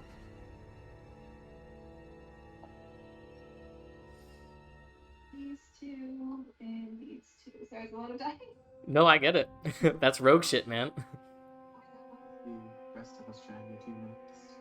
Because I was thinking a guiding bolt, and I think it's still blood. I assume, correct me if I'm wrong, but I assume Alexios would be next. Yeah. Adagio, do you want to go third or fourth, depending on you? Let's say Adagio after Alexios, and then Ryujin, and then Anura. Looks great. So I'm going now. As Ilmay is rolling damage, you can go ahead and start.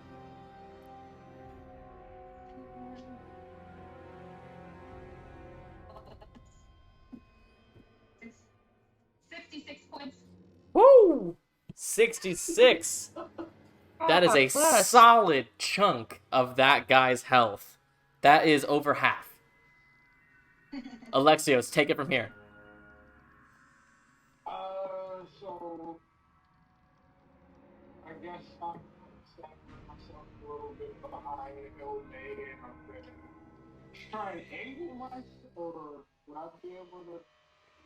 Wait. She'd be directly down the hallway, so would I be able to attack it? Yeah, he's a large creature, so there's still plenty of room for you to attack. And I won't be able to flank it all. No, definitely not.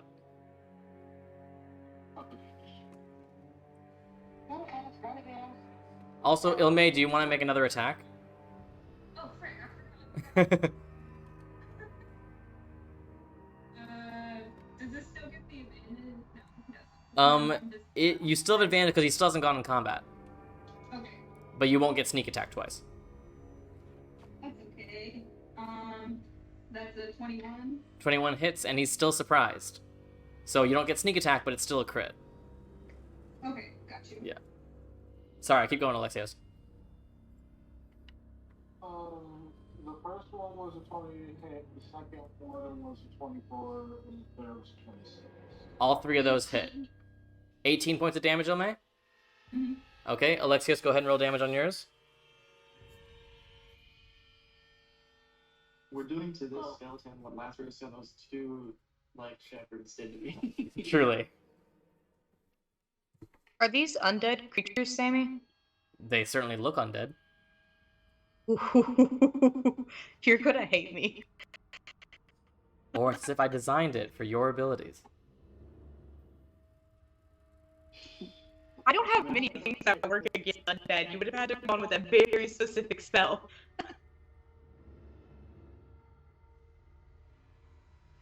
Alexios? 16 the first hit, 15 the second, and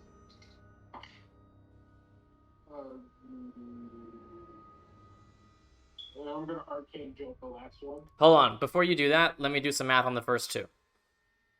Because that might be enough. It is. So with the first 2 hits alone, that guard is down. Around the corner when we make our attack then? Yes, but I leave. So Alexios, for your 3rd attack, whatever you'd like to do.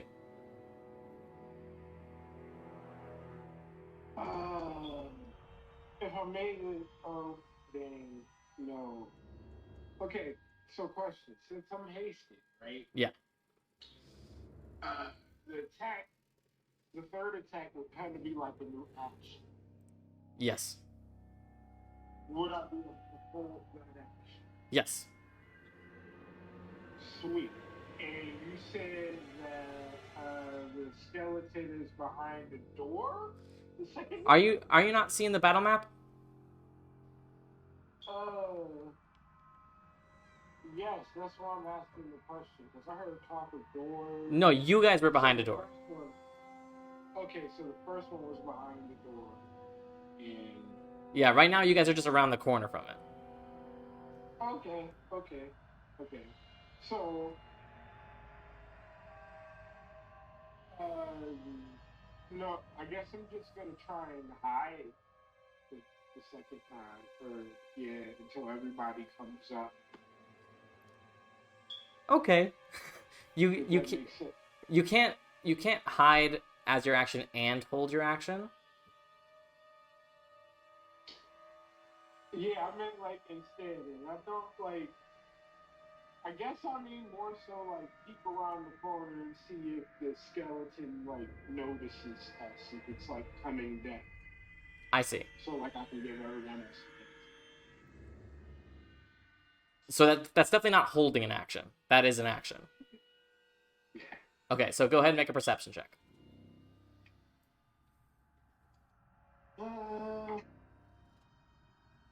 17.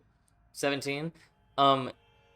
He definitely heard the sound of metal on metal as you attacked the guard, and it looked. I mean, this is all happening within 6 seconds of each other, but it looks like he is surprised currently, but will then probably be altering his normal routine in order to investigate what's going on. But currently, he's in a surprise round.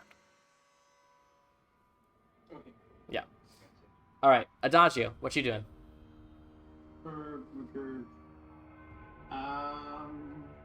guess I'll run my movement 5, 10, 15, 20, 25, 30, 30. I'm just gonna cast Silence because you know that for a 2nd level spell. Yeah, man. Silence. And it's far enough that I can just interact with it, but I'll try to do it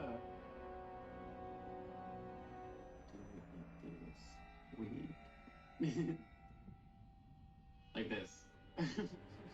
Okay. Here, I can... Like if there is someone on the other side of that door, like maybe they can't hear anything now. Sure. Hold on. I can make you a shape, can't I? How do I make you a shape? Oh, that like this. Okay. It's a 20-foot radius, you said? Yeah. So that's how big it is.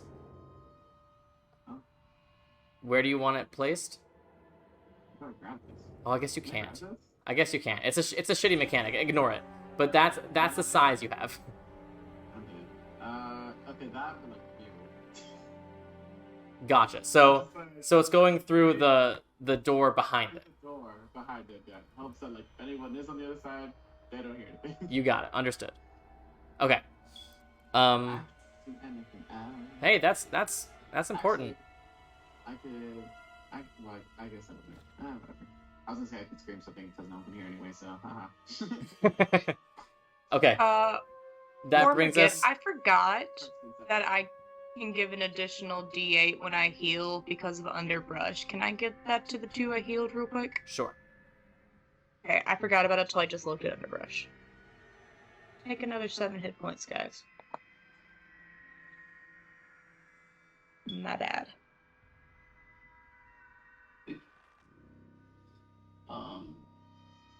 Was anything else Adagio can do, or is it? I think that is it for Adagio. That brings us to you, Ryujin. Okay. So I'm gonna use my 30 feet of movement to get right up next to Adagio. Okay. And just double checks. I really don't want to use my last spell slot until it's absolutely necessary. Mm. So I am probably just gonna have to use my cantrips. So I'm just gonna go with I'm just gonna Eldritch Blast him, try and hit him with all 3 bolts. Okay. Go ahead and make your attacks.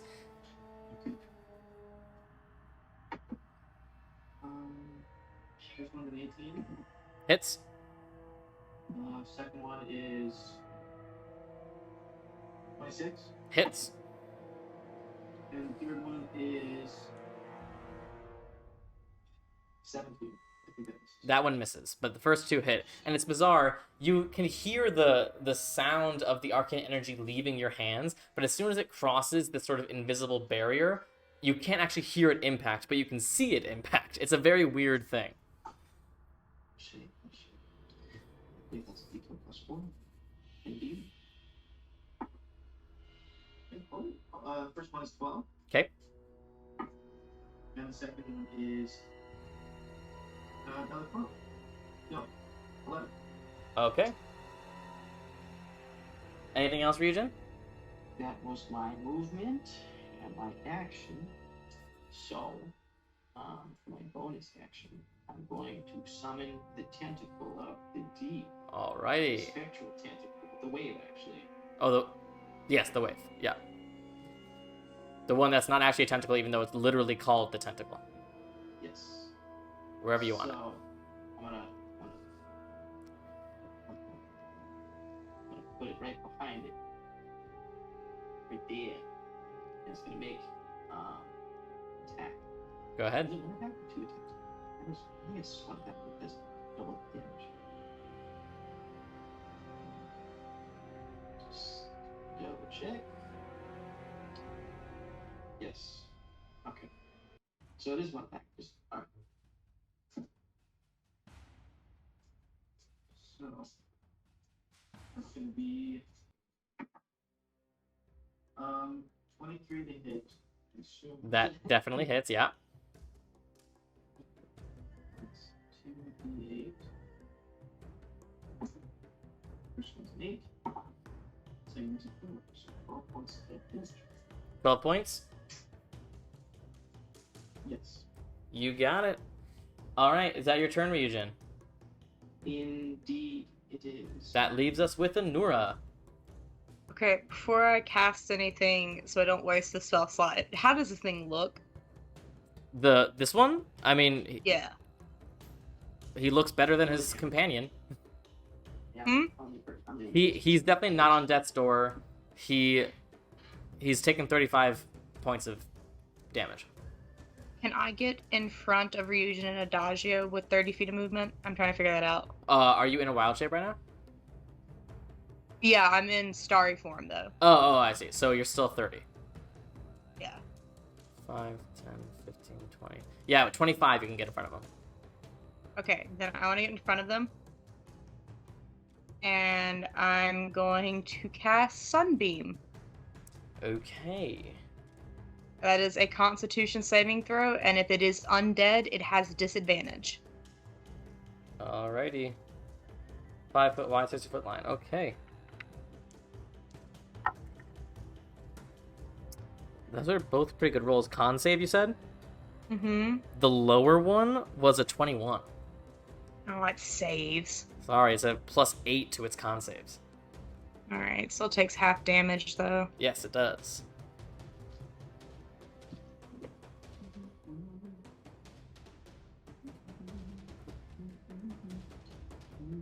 That's 11 points of radiant damage from that. Alright. And then from the starry form, it'll have another spell attack against it. Go ahead. That is a 17 to hit. Misses, just misses. Okay. Alright. That is the end of the surprise round. Initiative. Yeah, but I want you to stay in this order. So I'm just gonna say, let's see what I roll for him. Okay, I'll say that they will go here. Okay. So Ilme, you are up again. Okay, I am going to run 20. Debating which one. And I will let you know it is still not gone in combat, so you're still assassinating. That's what I thought. Yeah. I'm just debating if I want to get in melee or not. That's real. I don't think I considered it was getting flanked because of the wave on the outside. I don't believe the wave constitutes an ally creature. Okay. No, I don't think Yeah, so. I think elemental yes, wave no. So, I can, with my bonus action, I can still use the crossbow of Ricochet again. Yeah, I think so. Then I'm gonna do that because I won't get my bonus action if I had to dash to Okay. get in melee. So I get advantage. Yep. Oh my cat is in my...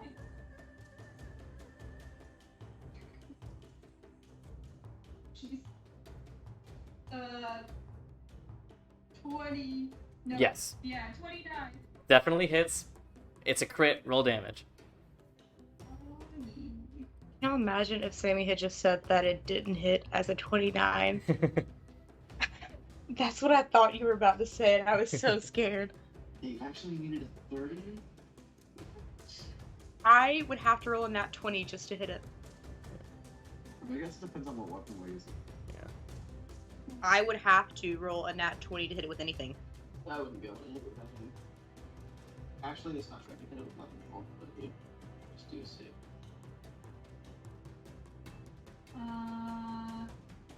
52. Ooh, 52. Where'd I put my pencil? Here it is. That is a lot. Crawl again. He is still up though. Okay, then I'll use my bonus action to hit again. Go ahead. He's looking rough. Yeah, that should hit. It was a natural 19. Definitely hits. Was that the crossbow of Ricochet? Yeah. I thought it couldn't hit the same thing twice. But it's my Is it- bonus action. Yeah, it's a separate attack. Yeah. Oh! He's not actually ricocheting that's it. Cool. So it's like I'm hitting it twice. Like I'm pulling it hit twice. Yeah. Okay, I misunderstood. Uh, That's not really a cool. lot. That's 10 more points. 10 more points is literally exactly what you needed to do. You drop this thing silently, dead. It just disintegrates into a pile of bones. Nice. Jeez. Yo, we got a minute to keep going before Sunbeam drops. How does I can blind them. Is there anyone else, you think? Is this door that I'm right next to, is it locked? It is. Can I do what Regent did and pull out one meter that I have and plant it in and try and... Sure. Oh, nice. We usually got a good idea. Disadvantage perception, is that how it works? Well, I mean, if we're still in combat, you've used your action and your bonus action, so I actually can't let you do it. That's... We'll see. Alexios, you're up if you want to do anything in particular. Skeleton's dead. Yes. I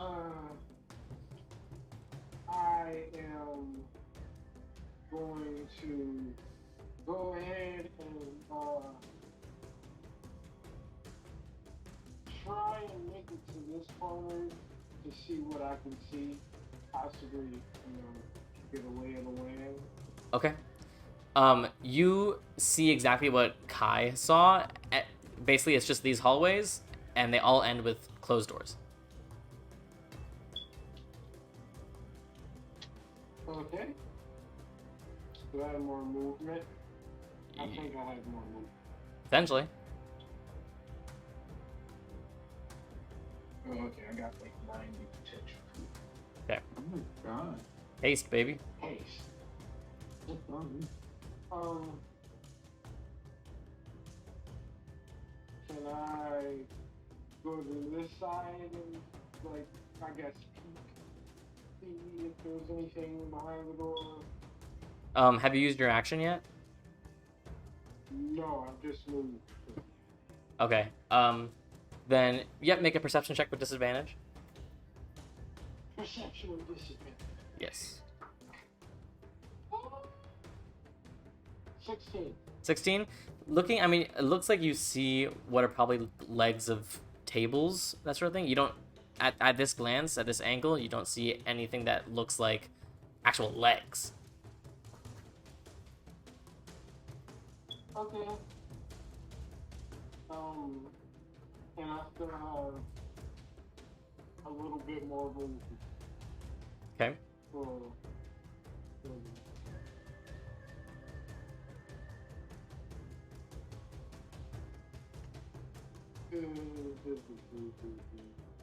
okay, so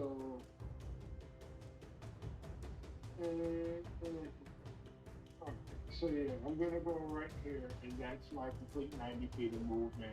Okay. I'm gonna point down that hallway and just do a something real quiet. You got it. Adagio, you doing anything? Looks.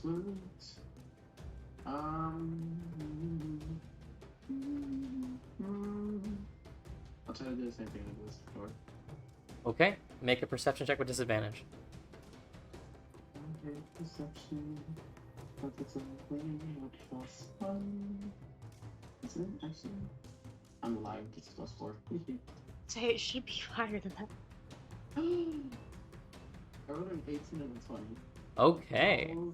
So, 22. So, looking down and just perceiving through the door, you definitely hear motion in this room.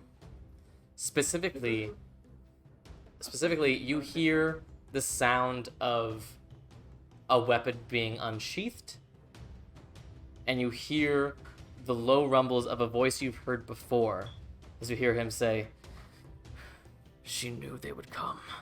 My goddess is always correct. She knew they would come for him." And you hear the voice of Lazarus in this room. He's not undead, is he? That was my action, right? Yes. RKO F. I'm going to. Is that a concentration spell? Would that drop? What? My silence. I believe so. It is a concentration spell. Yeah. I'm gonna look behind you and whisper to the people. Lazarus is in this room. And then I'll. Oh man, I hate using redemption when I'm raging. And I can't shit faith myself because that's also concentration. That's just rude. Oh, time for redemption, I guess. All right. You activate redemption. Are you just staying right outside this door? When you say it like that, I'm just asking. I was thinking step into my silence. If I'm in silence, I can't hear what's outside, right? Correct. You are completely deafened. That's okay. He would have to come out this door and I'll go right here. Okay. Actually, can I get away from him? Can I go this way? Sure. No, wait. I want to be close to him. And if dead, I'll go right here. I will stand right here. That is my final choice. I gotcha. Okay. Action in hand, action and bonus actions don't exist anymore. Okay. That brings us to Lazarus. No! Oh, so me and Ryujin just got screwed with the order. Yeah, he rolled a medium high initiative, so I put him medium high in the order. I guess sort of made sense. So the door opens.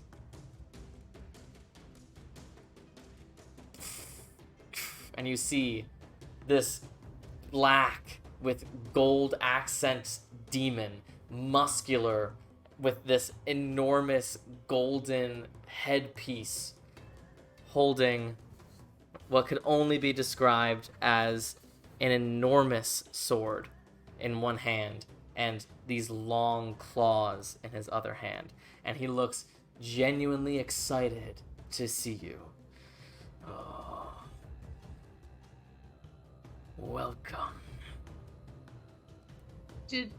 Okay, so I'm not sure with Sunbeam if it was the first line that I drew. Is it still there? No, the concentration on Sunbeam just means that you can attack and then you can just keep doing it on your turns. Cool, that's Yeah. what I was checking. Yeah. Oh my god, if I have it up, does that mean I can use that as my reaction for an attack of opportunity? Theoretically.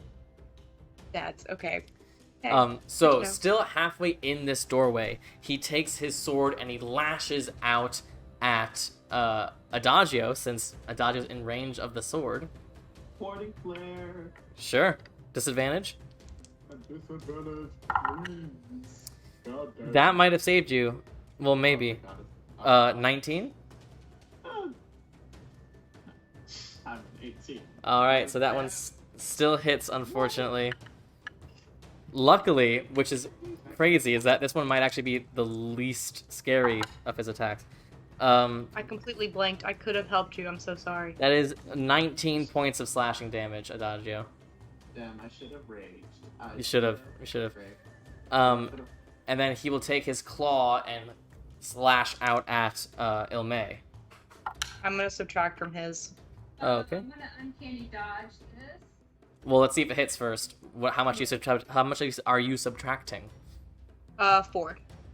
Okay, that makes it a 17. Misses! Woo! You're welcome. You can hear the sound of the air being split by these insanely sharp claws. I'm the only one in the party that would have hit.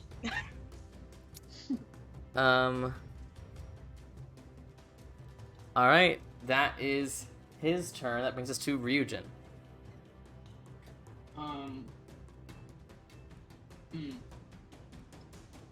So,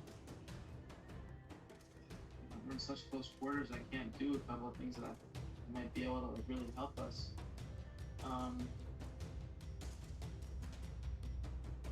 I will.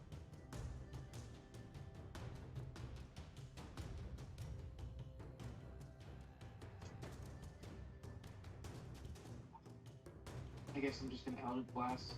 Hit him with 3 bolts. Go ahead.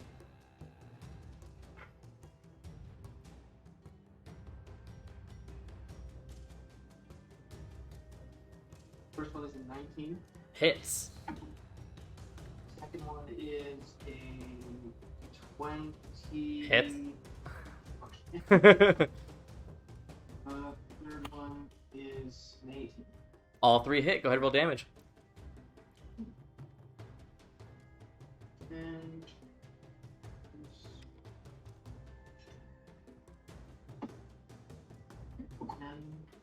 12 for the first one. Okay.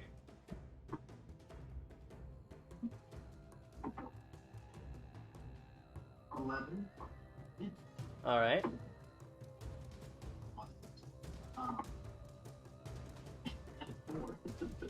Okay.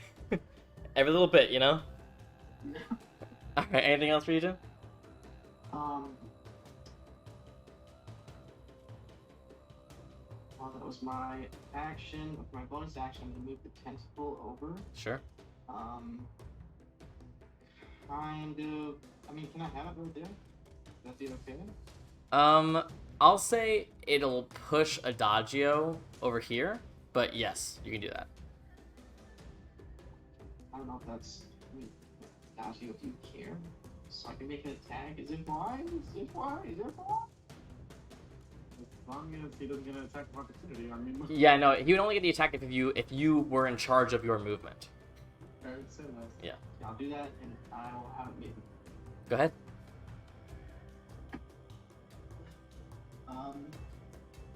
12 plus 20. Not 30. All right, go ahead. Damage.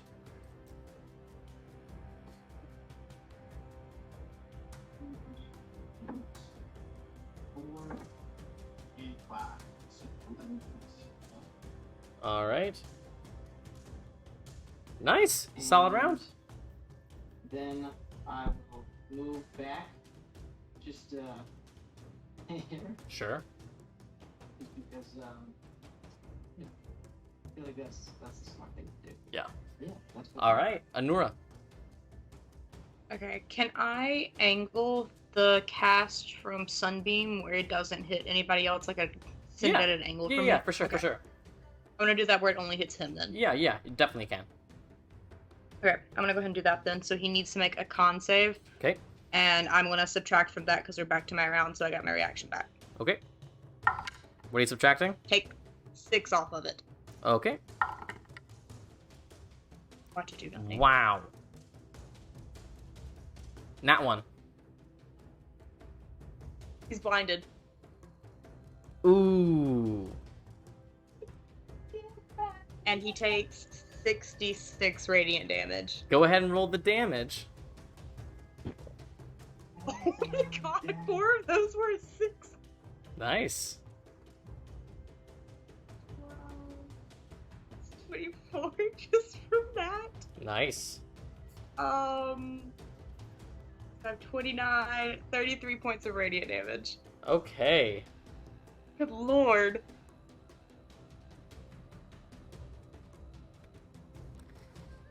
So this blast of sun energy hits him in the face, and you can tell that he is not used to this light. He almost like shrieks as he shields his eyes. Anything else, Anura? I gotta move back to do this. If I leave his melee range, since he's blind, can he still take an attack of opportunity? He'll be at disadvantage, but he can, yeah. Okay, I'm gonna risk it, I guess. He's like I a move fish back. in SpongeBob. Here. Ooh. With disadvantage, the lower one is a 26. Well, that definitely hits me. I have the lowest armor class. Why am I getting like the Gauntlet Minotaur blind swing flashbacks right now? That's real. He also takes 2d8 cold damage. Okay. You take 14 points of slashing, Alright. and you also take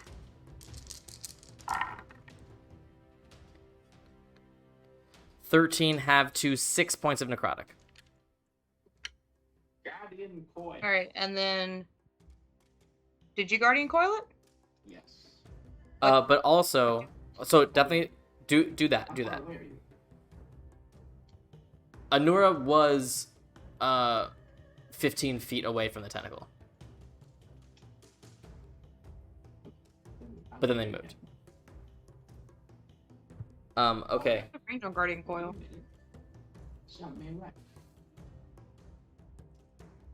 Yeah, she is in 10 feet. Okay. Okay. So unable to guardian coil, and you do see as Anura, as you take that necrotic damage, you do see the blasts from the eldritch energy begin to heal on Lazarus. Yeah, so... That's 6 plus... That's 10 points of cold damage that he also takes. Yeah. And then I'm going to do the Starry Form attack against him. Go ahead.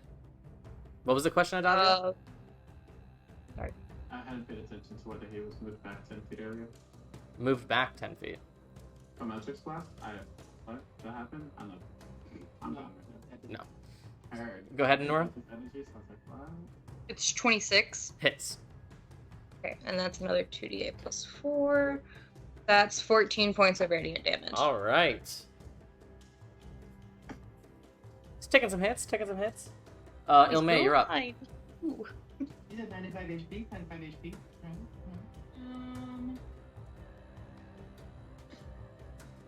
Yeah, I don't want to do that. I am going to take out my rapier and attack him real quick. Go ahead. Oh my gosh. 14. Does not hit, unfortunately. Then I am going to use my bonus action to disengage. And, sorry. And that's Okay. Alexios. Oh. Wait, do I get advantage because he was blinded? Yes, you do. Yes, you Okay, do. Can I roll again? Yeah. Oh my god. Okay. 18 does hit. Oh, nice. Yeah. And Anura, just roll one more time for me to see if that starry form hit would have been a crit. Oh, that's right.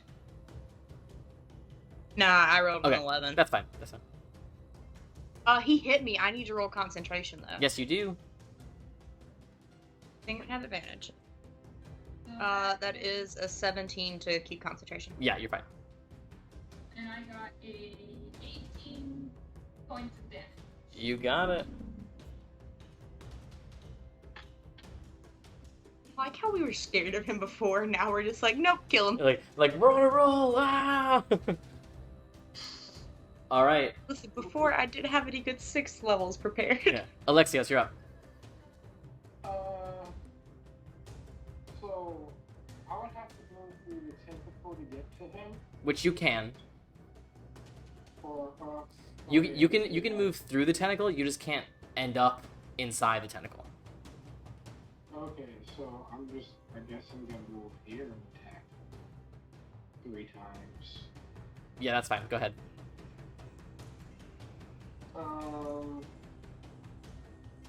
Technically to here. Actually, But... wave Sammy?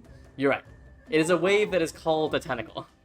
Don't forget your advantage for this light. Yeah, advantage on all of these. Oh, wow. Okay, never mind. So, I didn't roll this, didn't roll advantage. So,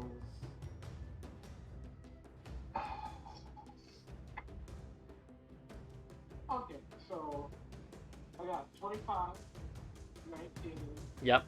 and All 3 of those hit.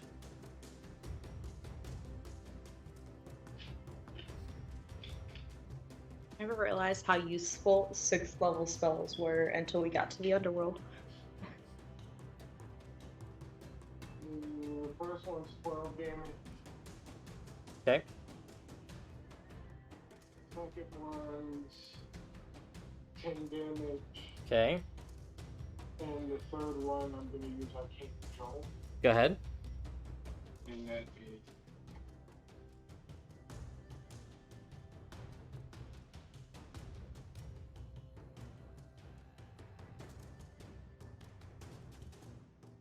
$22 points of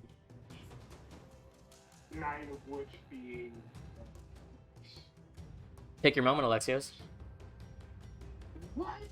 I didn't even get it. Well, actually, no, I got 1/3.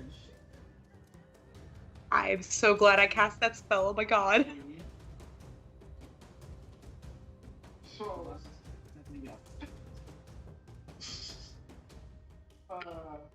running down the hallway, I'm gonna like look at the water and go, oh no, and then kind of like bounce off the diagonal wall and like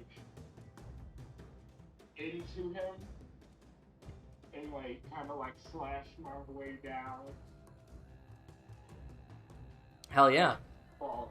So you run past this water and you do like that classic Quicksilver, the Flash, like up the wall so you avoid getting wet. And as you slash down, the first one cuts into him and you see this black ooze beginning to pour out of him. A second one, slice, you buckle his kneecap. Third one, you slice and you see this black ooze coming out as he gets weaker and weaker, and you just hear him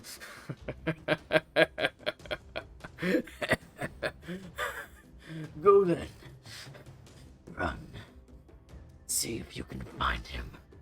You never will. Persephone rules the underworld, and she's coming. And he just dissolves into a puddle of black. Is he dead since he's on his home plane? You don't know? He's gonna come back. I thought that's how it works though. If you kill like something on its home plane, it stays dead. He's a pile 'Cause of that's goo. why we have to kill the Rakshasa in the underworld. He's a pile of goo. I don't know what to say. They came from. It could come from one of the other pocket dimensions or something. So, are we still in combat? There are currently no combatants around. We're still gonna check. Can I check the room he came in from? Yes, now that it has an open door, you absolutely can. It looks like he was eating in there, and by the looks of it, he was eating something that was probably putting up a bit of a fight. It's like those experiment. It was like this. Guys, No, we it looks more like he was eating a harpy. Wow.